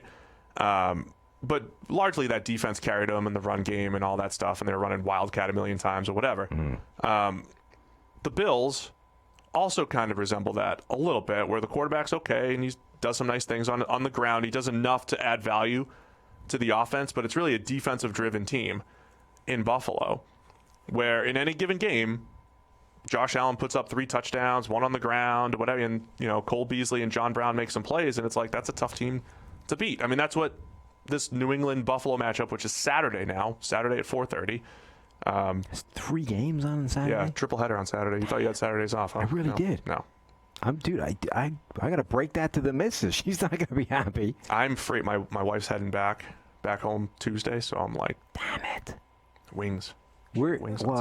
See, my problem is right now that the green card application is I'm grounded, so they're not going to be leaving anytime soon. Oh, man. I got no bachelor freedom, time huh? coming up. Nothing, huh? Nothing. I've just got a ton of football watching over the next week until I go back and We should definitely do wings again, though. should do wings. Dry rub. Let's talk after Yeah. the show. So it should be a good matchup. We'll be previewing it later in the week. Let's go to the NFC East. The Philadelphia Eagles Staying alive. 37-27. That's not real. 37-27. I thought George was going to destroy things out in the watching area yesterday. Did that cost us? Oh, yeah. It cost him, I think. Oh, I think that might have been a super contest pick. Either way, he was very unhappy at the cover at the end. No way. For anyone that doesn't know, so this game was 4.5 points. It closed, or whatever it was. The Eagles were like one side of the cover with the touchdown that they scored to take the lead at the end. Washington with 6 seconds left on the board. Haskins tries to pitch it back because he's in the grasp. Fumble, recovered. Eagles run it in for a score. That shifted it to the other side of the cover. So a lot of people that had money on this game found themselves on the end of one of the worst beats. Is that what happened, or was this the kickoff one? No, this was the death. The end of the game. Did I see a kickoff one too? I'm losing track of what I saw now yesterday. I don't know. This was the fumble. Like Haskins in the grasp, 6 seconds on the clock, pitches it back to try and keep it alive because they need to score. Fumble, Eagles pick it up, run in, another score. That changed the cover of this game. And a lot of people who had money on that, understandably very upset. Yeah, that's brutal. Yeah. This game was bizarre, right? So the Eagles still have basically no wide receivers. J.J. Arcega-Whiteside, and I'm not going to ever pronounce it the way that everybody has obviously been instructed to pronounce it because I just can't make my face make those sounds. Wait, other people are? Well, clearly a memo has gone out to like all broadcast people that there's a specific pronunciation of this man's name. Which is what? So where you say Arcega instead of the S, you need to make it a TH sound. Arcega. Mm-hmm. Mm-hmm. Sounds like you're saying it wrong. Well, that's how it is in Spanish, right? Arcega, yeah. Yeah, like there was a goalkeeper years ago whose name was like Zubizarreta with Z's, and you turn them into So THs. It's not really how you say it in Spanish. So it's like Zubizarreta. It sounded ridiculous. I took AP Spanish. Listen, it's not really how you say it in Spanish. That's more of like a dialect thing. I'm just saying, there's clearly been instructions sent out that this is how you say this man's name. The proper way to say it in Spanish is Arcega. Well, why don't you tell him? You send him a message. I will. Excuse me, sir, you're pronouncing your name wrong. If he starts catching the ball, anyway, say Arcega. He was playing a lot, didn't really get the ball sent his way. This was a game where like Zach Ertz looked like he was going to get like 1 million targets in the course of the game on the grounds that he was their only viable receiver for a big part of it. Ended up being a more of a sort of Miles Sanders kind of game. And Boston Scott. Boston Scott, yeah. So Boston Scott and Miles Sanders combined for 13 targets. Best play Boston Scott made in this game didn't count, by the way. Yeah. It looked like the Eagles had turned the ball over, and Boston Scott like forced a fumble on the fumble to get it back. Only then they decided it was an incomplete pass anyway, so it didn't matter. Wentz in this game, this was like, so the Giants game was like Eli's career in a nutshell. This was Wentz, where most of it was crappy, but then he throws a pass that like 2 or 3 players in the NFL can make. This touchdown to Miles Sanders, did you see that in the back of the end zone? Ridiculous. Yeah. And it looked reasonable on the initial broadcast, and then every replay of it made it look more absurd. Right. It was on the run, sees it, Cox fires a bullet into a no window. It was virtually no margin for error, past 2 different defenders, right into Miles Sanders' guts. Falling backwards into the back of the end zone, right? And as Chris Spielman says, 1 cheek down equals 2 feet. It's true. 1 ass cheek, 2 feet. There should be a book about that. Yeah, well, I mean, it might have made a catchier title. Oh, man. Wentz is... 1 cheek equals 2 feet. Remember when Wentz was coming, I thought Wentz would be more volatile when he came out. And then he played a pretty clean, short game was good. He played like a cleaner brand of football, even as a rookie. He played a cleaner brand of football than I expected. He had that peak MVP season. Something's been missing since that point. And then in recent weeks, I know the receivers are all hurt and all that stuff, but something has been, like the fumbles have been a disaster. He's been a lot more volatile. This was actually more of what I expected from Wentz coming out, but I feel like he was really well protected early in his career. Now he's just a little bit more out on an island because he's got, he has to throw to running backs 13 times and throw 16 targets to tight ends like Dallas Goedert and Zach Ertz. That's the other thing about this game, right, is that Wentz is great. He's going to come out and be bad. Yeah. But if you look at the box score, 30 of 43 over 266, 3 touchdowns, no interceptions, pass rating 109. Looks great, right? Now, the grade isn't that good because there's some bad throws in there anyway. But even like 6.2 yards per attempt, I mean, the touchdowns are making that. But anyway, it looks fine, right? Yeah, sure. But there's 2 bad fumbles in there. Right. There is a terrible one where he just knew the pressure was coming, tried to fight his way through it, and the ball got stripped out. And then there was another one where it's more a case of just how long did you think you had before this became a problem? So one where you literally knew the pressure was there and tried to make something happen and the ball got stripped. And the second where he didn't know it was there, but he really should have. And the funny thing with all that, his grade under pressure, which includes those plays, wasn't that bad because he's able to offset it with those spectacular 121.9 passer rating under pressure. This is what I'm saying with Wentz volatility. Those ridiculous plays under pressure and scrambling and all that stuff. He was doing that his MVP season. He's flashed that at times this year. There's still just that down-to-down disconnect, which again, a lot because who the heck is he throwing to? Yeah. Even if it's not name recognition and credit Greg Ward for having a solid game and all that. Yeah, superstar. Yeah, and former quarterback at Houston and all that stuff. I always liked Greg Ward at Houston. You did. Credit him and all that stuff, but that's tough on the quarterback. Yeah. This revolving door of playmakers and bringing Robert Davis in there, and Arcega-Whiteside had to play. Was it a career high 71 snaps, I assume? And they basically had 2 receivers again. Still. Yeah, no, last week was Arcega-Whiteside, Robert Davis. Right. Greg Ward was the other guy that had almost all the snaps, but there are the 2 receivers of Robert Davis who had 16, and Joshua Perkins, who's a tight end, basically played receiver. Yeah. So the Eagles are piecing it together. Yeah, so this is interesting, right? Because the Eagles win, Dallas also win. Theirs is more convincing. But the whole Dallas, Philadelphia, which bumbling, bag of Muppets is going to make their way to the top of the division and host a playoff game. There's a quotable. Yeah. It's like it's a punchline, right? It's like which one of these terrible teams is going to end up getting through, and then, but I've said this before, the last 2 sides that won their division with a losing record have won the playoff game. There's something to the idea of hosting a playoff game. It's pretty freaking significant, even this year where home field advantage is less than it's been in the past. B, both of these 2 teams have the capability or the pieces in place to be dangerous / good on any given week, right? Dallas, maybe more obviously than the Eagles, but even the Eagles, they've still got a really good offensive line. You've got Carson Wentz, who, as maddening as he can be, is capable of making those crazy plays in the back of the end zone for touchdowns. You've got one of the most fearsome pass rushes in the NFL. You've got coverage defenders who are still capable of making plays, even if they get torched every now and again. Malcolm Jenkins can make plays. Ronald Darby, Avonte Maddox. They've got players there. So everybody is, I think, going to be taking these teams lightly because of how absurd their run-in has been. But both of these teams in the postseason are dangerous should they make it. Completely agree, and I don't think your analysis is on. I don't think that our preseason analysis should be completely thrown out the window. They're dangerous. Yeah, it's not this whole you don't want to see these teams.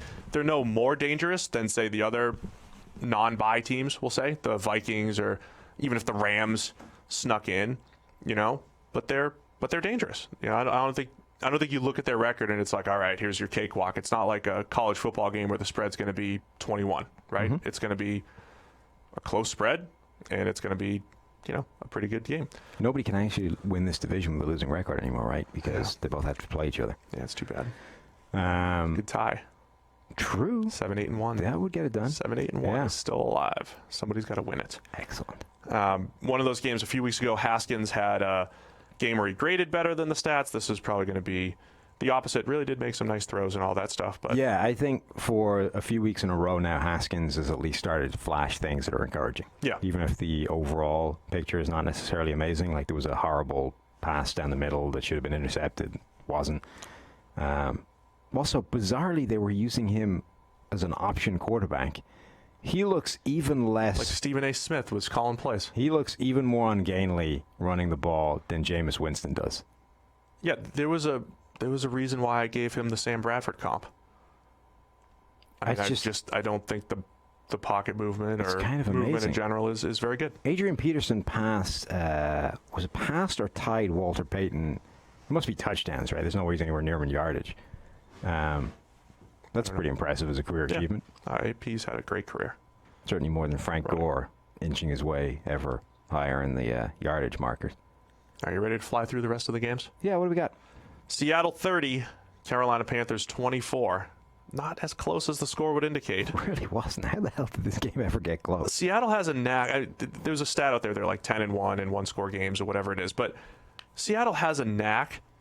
So it's one of those things where like one-score games generally mean you're not as good as your record would indicate. But on the other hand, they've been had so many of these games in hand, and then handed the ball off so many times, taking the ball out of Russell Wilson's hand, that the other team just comes back. That was the Atlanta game a few weeks back. Yeah. There's all these games that they're like winning handily. Even like the Rams game on Thursday Night Football early in the season. The Seahawks just feel like they're in control and then try to lose it. But it was bizarre. So Russell Wilson is out here like dealing in this game, just dropping dimes everywhere. Chris Carson was wrecking people as well. Like he averaged, 5.5 yards per carry? He was a beast in this game. So every part of the offense is singing. And somehow this game becomes close. Who am I talking about? Josh Gordon makes one of the catches of the season. Deep ball from Russell Wilson, like fingertip grab, falling over. Beautiful catch. That was awesome. It's insane that this game became close, particularly with Kyle Allen trying to like turn it over every possible opportunity. As I say, he's crawled to within one turnover-worthy play of Jameis Winston. And I don't know if this is like a general clamor or if this was just Andrew Siciliano on the Red Zone channel yesterday. Like every time he looked up was trying to get Will Grier in the game. I don't know if that's permeated to everywhere else, but we've certainly reached a point where it's getting harder and harder to defend the idea of Kyle Allen seeing out the remainder of the season.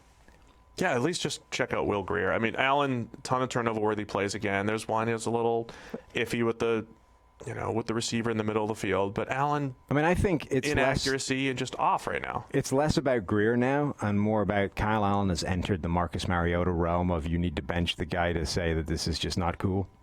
Like, I was willing for a while to see how this played out in terms of your balance of beautiful passes to turnover-worthy disasters. Now this used to be an interesting balance. Now it's like swung like this. This is no longer okay. We're going to see what the rookie has. Yeah. But apparently, I don't know if that, like I say, I don't know if that's become like a general clamor or if that was just Siciliano trying to make it happen. I'm not really sure. Through lending voice to the thought. Josh Gordon also had the worst pass of the game. Yeah. Interception, underthrown. That'll help swing things. That helps swing in the other direction. Underthrown interception.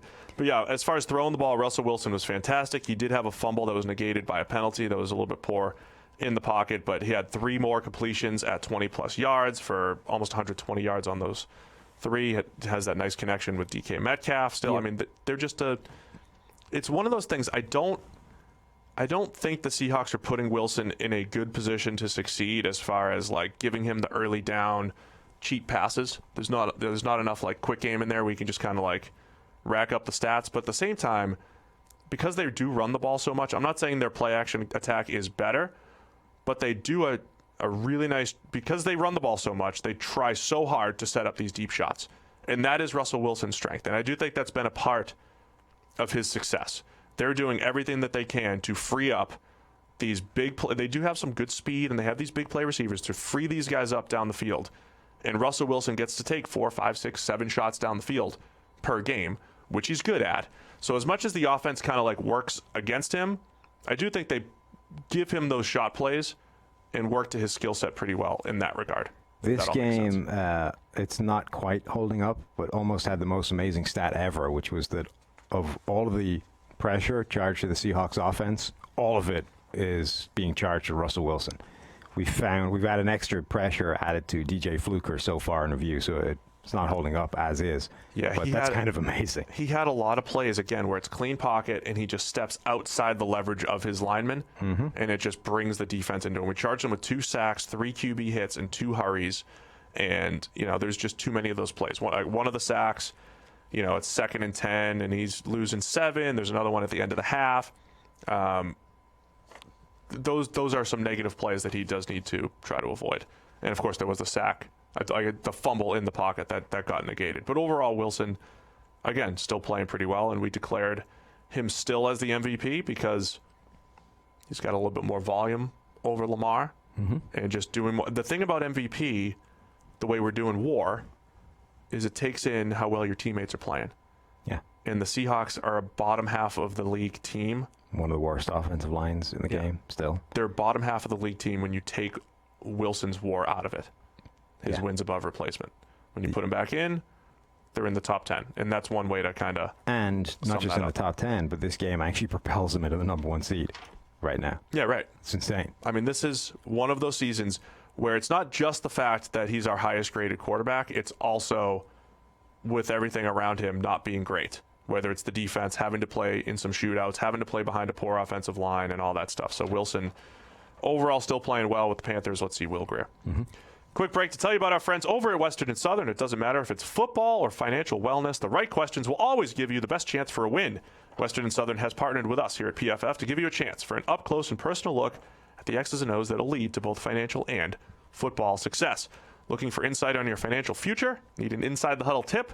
Head to westernsouthern.com/askchris. That's ask-Chris to ask Western and Southern and PFF your most pressing questions. You could even win tickets to the big game. It's westernsouthern.com/ask-Chris. C-R-I-S. C-R-I-S. That's Chris's name. Go check it out. Win tickets to the big game, Sam. Yes. Can't say the name of the game, but it's a big game. What do we got next? Jaguars 20, Raiders 16. I mean, this was like there's 5 games. How the mighty have fallen. Dude. We got to call George out for his potential. He had Gruden as potential. Coach of the year. He's like, we're going to be back here in week 16, Coach of the Year for John Gruden. I mean, they just played. Dude, was it last year that was your over-under bet on them 6 wins? Yeah, and they would be like. They might only get to 6 this year. Yeah. Like they got 2 games left. They're 6-8 right now. My take has been that the Raiders this year are what they should have been last year. And but even they may end up with 6 wins. There's 5 4 o'clock games going on, and this looks like it's 16-3, and the Raiders are just gonna. I mean, they're just playing it by the book, right? They're like, the Jags haven't moved the ball this entire game. We're controlling the clock. We're just going to continue to control the clock and run it out and punt on 4th and 1 and do all the by the book stuff, and maybe they'll score a late touchdown and we'll win 16-10 and we'll feel pretty good about ourselves. Then it gets to 16-10. Then the Jags get the ball back again, and they score again. It got to 16-6, and then to 13, and then to 20, and the Jags made the comeback against the sleepy Raiders. So it was. This was a game coming in, whereas Raiders are sort of underwhelmed against a bunch of teams that actually, it turns out, are probably better than them. But the good news is, you're coming up against Jacksonville, who are one of the few teams on paper that might actually be worse right now. And this honestly was just a game between 2 bad teams, neither of whom seemed particularly interested in winning. And the Jags, were the least inept of the 2 sides, and consequently won the game by the end of it. Yeah, this was bad. It really was. Bad football. You had some decent performances from the Jacksonville defense. In particular, Yannick Ngakoue continues to make himself a really interesting player going forward, because that guy's got some real juice as a pass rusher. Obviously, basically 0 interest in playing the run. Can get after the pass. He had 2 sacks, a ton more pressure in this game as well. You had some decent play on the back end. A.J. Boye had a decent game. But, yeah, this was not a lot of good in this. Derek Carr did his best work. Intermediate middle, 10 to 19 yards. In between the numbers, 4 for 4 for 85 yards and a touchdown. Only completed 1 out of 4 passes at 20-plus yards down the field. I'm still going to come back to, if Derek Carr versus Jameis Winston, they're like the opposite guy right now. Derek Carr, you just feel good about. He's going to have a 0 in that interception column at the end of the game. But you're going to have a lot more games where you're scoring 16. Like you did yesterday. And I know he doesn't have. I do believe that both of these teams are very similar in that we didn't think that they had good playmakers coming into the year, and that's been the truth. Yeah, that's been right. They overachieved for a brief period. It looked like Minshew was capable of raising the level of all of those receivers and turning them into a decent looking receiving core. The longer it goes, the less that looks like it happens. So.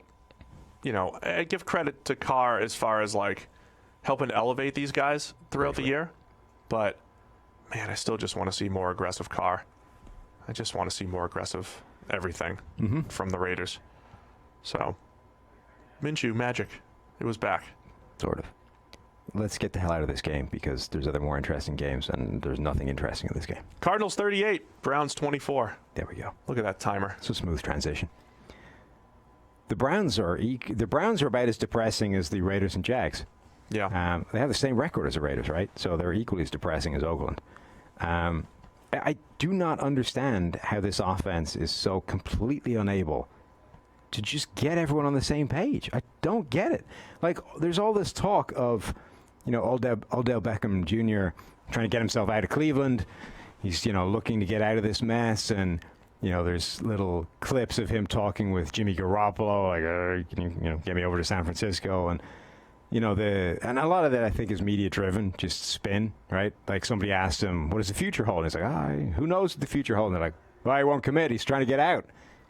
No. But, like, he's been a huge part of the problem. Like, I drew up last week a couple of passes that were perfect dimes from Baker Mayfield landing in his hands. He's not able to bring him in. There was a stone-cold drop in this game. That was a big problem. He's already got the second most drops in a season he's ever had in his career. Like, he's just not playing well. The whole Browns offense is just in this consistent funk. And then the other side of the ball, it looked like they'd never seen an offense like the Cardinals were running. Whether it was on the ground, whether it was receiver spread out, like, their defense couldn't stop anything either. Yeah, we've talked about, starting with the Cleveland pass game, we've talked about this all year, right? Stuff's been off, right? And you made the comparison to the Patriots. Can you point to the quarterback for certain things? Yes. But, I'm going to come back to this whole, like, if you post an average PFF grade, your stats can be anywhere, right? And Baker's had a bunch of years with average grades and stats really low throughout the year. Now, the ultimate final stat line was okay in this or whatever, but still, 5.7 yards per attempt, and just some stuff missing here with the Browns offense. Nick Chubb continues to be, he's like the only part awesome, of the thing that functions. Yeah. Literally, if their entire offense was just running Nick Chubb every single play, they'd probably be like 3 wins better off. I mean, that's despite the fact that the running game isn't as impactful. It's so funny because him and Kareem Hunt, again, like, as a combo, are really dynamic. And when you put Odell Beckham and then Jarvis Landry, who's a nice complementary player, and Odell Beckham's supposed to be a true number one, when you just look at it on paper, that should be really difficult to defend. Mm-hmm. 2 dynamic running backs who they have used either interchangeably or at the same time, a couple good receivers. They should be difficult to defend, with Baker usually an accurate quarterback who's regressed from an accuracy and decision-making standpoint. Not so much decision-making, but more accuracy and big-time throw standpoint this year. And but even they're just not difficult to defend at all. There's so many throws where it almost always seems to be the same throw as well. It's either a post or a dig, right? Where Baker thinks the receiver's doing something different to what they're actually doing. Right. Every single week there's at least one of those where the ball is completely off. So, well, one of 2 things is happening here. Either the receiver is running a route that's different to what Baker's expecting, or he's missing the guy by 5 yards because he's like, it's bizarre. Do they practice? I don't know. But this was another one this week where there was a post in the end zone that was like 3 yards behind him. Like, that's not an accuracy thing. Like, quarterbacks in the NFL, regardless of whether you're accurate or not, do not miss those throws by that amount. And Baker's doing that every single week. So for some reason, those guys have been completely unable to get on the same page, in those in particular, all year long. All year long. I'll say it again. The passing game, there's so much precision. I'm amazed when things work, but when things don't work, it looks really, really ugly, and it's tough. Tough to watch right now. You doing a deep dive on OBJ this week? Yeah. Is that what you're saying? Part of the problem. Big part of the problem. Part of the problem. The Browns just had a lot of problems throughout the season. We thought they might have an opportunity to finish strong. This is a big disappointment, I think, for them, and that ability to get some momentum heading into the offseason. Does momentum exist as far as heading into the offseason, or is that just doesn't exist within games? Who knows? Good job by Kyler bouncing back this week. Yeah, took off scrambling. And your boy Drake. Dude, honestly, he is the perfect back for this offense because there are a few running backs that benefit more from being presented with more space than Kenyon Drake, right? He's fast, he's elusive, he's able to make people miss, he's a good part of the passing game. If you can get people out of the box and give him give him lighter areas to run into, he'll make some real plays. So he had 4 touchdowns in this game, but he also had 146 yards and a ton of good plays where he was making people miss. At one point, put a move on Denzel Ward that just made him fall over and give Drake the corner. Like, he looked like a beast in this. And the Cardinals are in this interesting spot where they gave David Johnson a ton of money, Right. but they're getting to the point where they can get out from that, and suddenly you've got cheaper, arguably better version in this offense in Drake. I think if you're a Cardinals fan, things were trending really well. Just like, hey, the Browns are going to finish the second half strong. Things were trending well in the second half. Kyler Murray's turning a corner. He's getting more comfortable. He had those 2 disastrous games against the Rams and the Steelers that I thought just brought way more question marks than you'd like. Other than those 2 games, though, it's like, all right, we're finding the pieces that are going to be a part of this going forward. Drake could be one of them. We got to figure out the offensive line. We got to add more playmakers to this, and the Cardinals should be, set up to continue to improve. Those 2 black marks, though, still kind of, I don't know, don't love them for Kyler. This was a good bounce back, though. This is also, we got to bear in mind, so as much as the Eagles, Carson Wentz struggles, how much of it is they literally don't have any receivers anymore. Like, the Cardinals still don't have any receivers. No. Like, Larry Fitzgerald is 125 years old, still going. He's still by far their best receiver. After that, they're just like rolling in bodies. Isabella, Trent Sherfield, Damian Byrd, Pharaoh Cooper. Like, none of these guys right now have any business getting significant snaps for an NFL offense. And if you look at all of the receivers that are available in the draft, Christian Kirk as well, obviously. But I mean, if like the Cardinals doubled up at receiver Again. with their first 2 picks again, Yeah. doubled up at receiver, I don't care. I'm all for that. Well, particularly strategy. this year. Yeah, that's what I mean. This year, continue to just stock up on those playmakers and surround Kyler with various types of talent. I know they did with Hakeem Butler this year. Right. They got Andy Isabella and all that stuff, but the overall point is that this team still does not have quality receiving options yet, and yet they're still, able to be reasonable for the most part on offense. When they actually get those receivers that can win independent of the system, they'll be, in real business. say the same thing about Fitz that we said about some of the Patriots receivers. If he's a complementary piece at this point in his career, that's nice. Fitz would be the number 1 receiver in the Patriots. Still. Yeah, not good. So good bounce back by the Cardinals and Kyler. Cowboys 44, the Rams 21. Just as the Rams started to turn the corner, man, they started to fool me. I think I saw Jeff Schwartz put this out there. This is the game that should get Jason Garrett fired. Counterintuitive take. Why? Because this shows what the Cowboys are capable of, but they can't do it every week. I see. So he's the head coach. That somebody wanted to get him fired because of the coin toss fiasco. Oh, we'll talk about that. That's 10 minutes in and of itself. I love that became like a Jason Garrett thing, even though, like, if there's one thing in the world that the coach has almost zero control over, it's what happens when all the guys go out to the middle and make the coin toss. It's like, still beyond the instructions of this is what you do. Like, if the guy's incapable of relaying that message, I struggle to see how that's my fault. It is a weird system with the NFL, right? Yeah, because, everyone wants the ball in the second half now. Which wasn't allowed until like 10 or 11 years ago. So now that is allowed, that's all that anybody wants to do. But so there's almost no point in having the discussion. It's just, you won the toss, this is what you're doing. So just so our listeners know, I think it's confusing, right? What winning the toss allows you to do, it allows you to choose when you want to choose. Yeah. Right? You get to choose if you want. Right. You used to just be able to choose, do you want the ball? Then you could choose to defer. Yeah, and you used to have to choose to take the ball. That's what I mean. Right. You used to have to. Right? So winning the toss back in the day until 11 years ago actually just meant you get the ball in the first half. That's it, which makes no sense. Why even have a coin toss? Right? You get the ball first. You win. You get the ball first. It's stupid. There was a time back in the day where somebody was like, I'd rather kick. I choose to kick, thinking they were going to get the ball in the second half.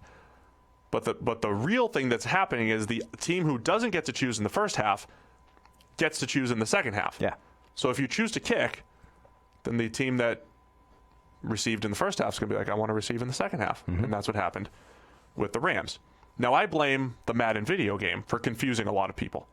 Because in Madden, what you do, there's a coin flip, and you either say receive, kick, defend north, defend south, or whatever it is, right? And the way the kids were taught, myself included, Zennials and younger, we were taught you click kick.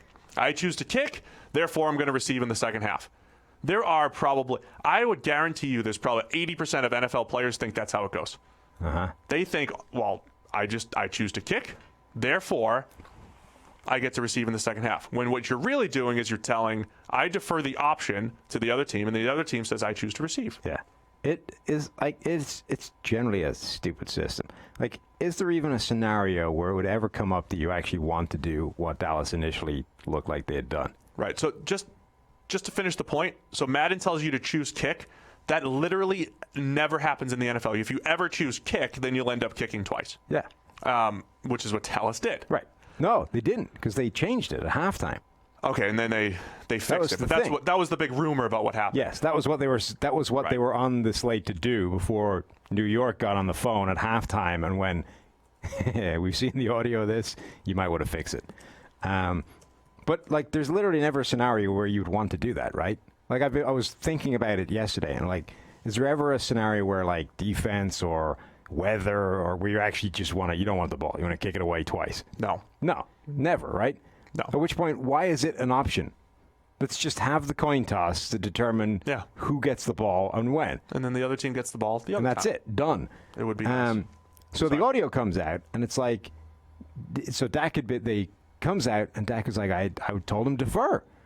So he had been complaining that he actually told him to defer, and they thought he said kick, right? The audio comes out, and he did say defer at like the third time of asking, right? He said, something about kicking and something else. Like, it was like the third thing he said was, we defer. So the officials thought he'd said kick, even asked him twice to confirm it. It is a stupid rule overall. So then they somehow, this is so amazingly NFL, that they somehow, in fixing it, somehow even made it worse. It's like, all right, the audio's come out, we can figure out what's going on. We need to make, because it would be insane if we ran with this. Let's make it so that Dallas get their way. And they actually defer in the second half. But they didn't tell anybody this until halftime. And this, like, the whole reason of this is you can sort of double up possessions, right? You get the last one in the first half and then the first one in the second half. Right. It changes strategy. So McVay comes out thinking he's getting the ball in the second half, and they're like, no, it turns out we've given it to Dallas. Unlucky. It's like, how do you not tell people? Yeah, I have no idea, man. You're telling me that if New York is making this call, you're telling me they're unable to dial into the official sometime before halftime and be like, we're going to flip it. We're going to change this. Dallas this is meant ridiculous. that they want to defer. Anyway, as far as the on-field stuff, we've been talking about the progression of the Rams offensive line. That has stalled. Yeah. 7 pressures from Bobby Evans, 5 from Austin Blythe, 4 more from Austin Corbett, 4 from even Andrew Whitworth. This was like early season Rams where it was 4 guys that were awful and Whitworth who was just meh. Yeah. I mean, that was on 59 pass blocking snaps, so there was a lot. But run blocking, we're going to see really bad grades across the board from that Rams offensive line, which means on the other side, good job by Dallas. I mean, we talked about last year in the playoff game, they got destroyed in the trenches. And sometimes this happens in sport, Sam. You get the team that gets destroyed last time, and for whatever reason, usually say they got a chip on their shoulder, right? Yeah, chip on their shoulder. There's a lot of chips on the collective shoulders of the Dallas defensive front, because DeMarcus Lawrence got after it, Malik Collins, Michael Bennett, who wasn't there last year, he had no chips, but he still dominated with 8 pressures. So just a dominant performance up front by the Dallas Cowboys. And then you've got Jared Goff, just doesn't see linebackers sometimes. Yeah, all the time, in fact. Yeah. Tight window throws in the secondary, just a lot of bad from the Rams offense, a lot of good from the Cowboys defense, and then the Cowboys offense capitalized with another game where Zeke was, he was their guy for once this year. I think this is a good, I like the thing you said right at the start. This shows what Dallas is capable of. I think it really does. This is why, as much as they might bumble their way into the playoffs and end up in there with a 500 record, they're capable of this. This is a team that can beat anybody in the NFC. Like, they were not that far away from beating the Minnesota Vikings. They can beat any of those teams. They're going to have to roll into Dallas in a postseason playoff game and try and knock them off.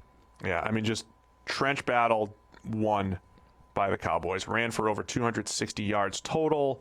Mentioned all the defensive performances. When you get Premium Stats 2.0 and your grades come in, you're going to see awesome run block grades from Tyron Smith, Travis Frederick, Zach Martin, Lyle Collins. All of the classic Cowboys good offensive linemen showed up to play.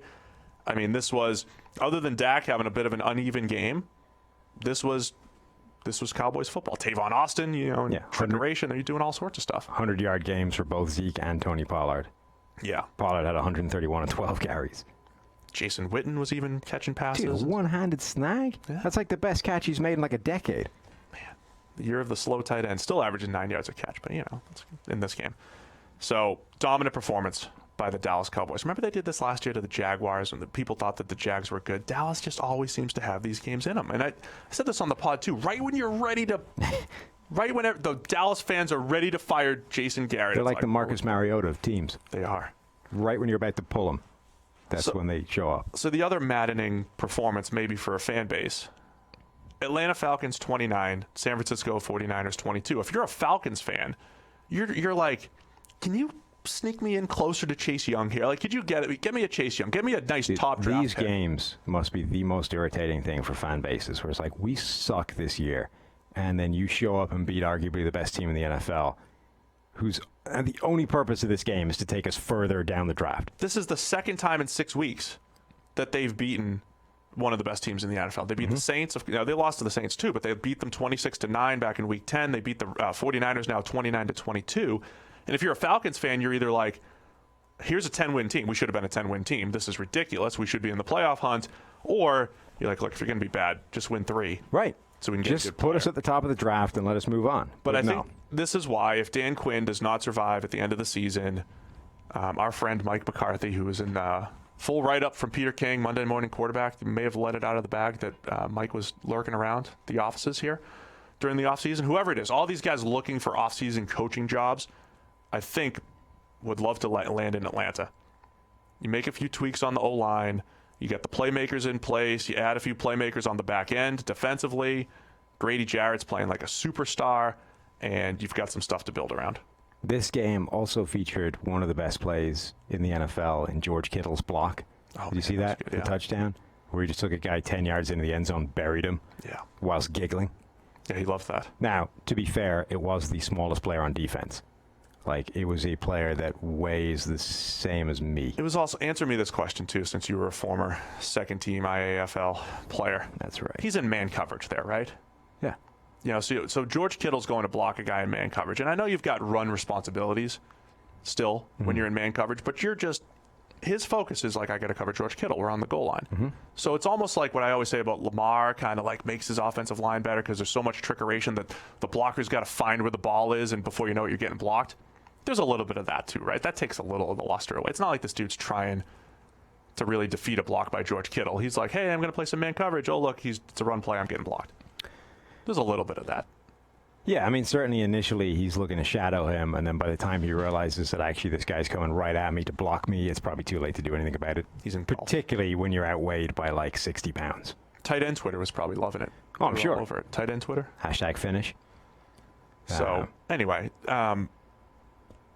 pretty impressive finish by the Falcons. Nice drive by Matt Ryan to get them down there. I thought, This was a real disaster for the 49ers, right? Because this was a team that's like dominating the number 1 seed all season long. This game took them from the number 1 seed to the number 5 seed. Like, they are now a wild card spot. Now they can get it back. But this is a team that's gone from controlling everything to looking in from the outside. And you're looking at the schedule. Here's a 4-win Atlanta team. And we've been, the NFC it's cutthroat. It's brutal. So we said like a couple of weeks ago, this was huge. The 49ers beat the Saints, wrested control of the NFC away from them. And now everything has to go through Santa Clara, where they are. Now it doesn't. San Francisco still. Whatever. I would say it's got to go through the Bay Area somewhere. Yeah. Rick would know. Now it doesn't. Now it might have to go through Seattle. Yeah. Or Green Bay. Or like it could go various places. But the point is, you got to go on the road now in a way you didn't before. Yeah, it's really huge. There was a quote, Kyle Shanahan was saying, hey, this is their Super Bowl. It needs to be our Super Bowl. It is tough, right? Because When you're the top seed and you got the Falcons not playing for anything, like they're going to play this, but it's a road game. Like you should just handle So your this business. to me is the argument to reseed the playoffs, not the fact that you have a crappy, semi-crappy team hosting a playoff game. I don't really care about that. But the idea that the 49ers have gone from every single game will be at home until the Super 5. Bowl, Yeah. right, to you now don't get a home game. Yeah. Like, that's pretty crazy in the space of one loss. But as they say in college football, it makes the regular season matter. It means you just got to take care of business. You have a Week 15 game, which looks like a dud on the schedule, 4-win Falcons against the number 1 seed Niners matters. Yes, but it's conceivable that this team could end the season with the second best record in the NFL and not host a single playoff game. I understand. And one win would be the difference. Like, that's crazy. That, to me, is a way stronger argument than, hey, this team that's only got a 500 record is hosting a playoff game. This is wrong and obnoxious. As we used to say in the minors, Oh, God. if you don't like it, play better. Yeah. Play. How did that work better. out for you in the minors? I didn't play well enough. Huh. So when I complained that my towels weren't plush enough and I was only making $20 of meal money per day and I made $10,000 a year and all that stuff, when I complained about that stuff, You just got worse.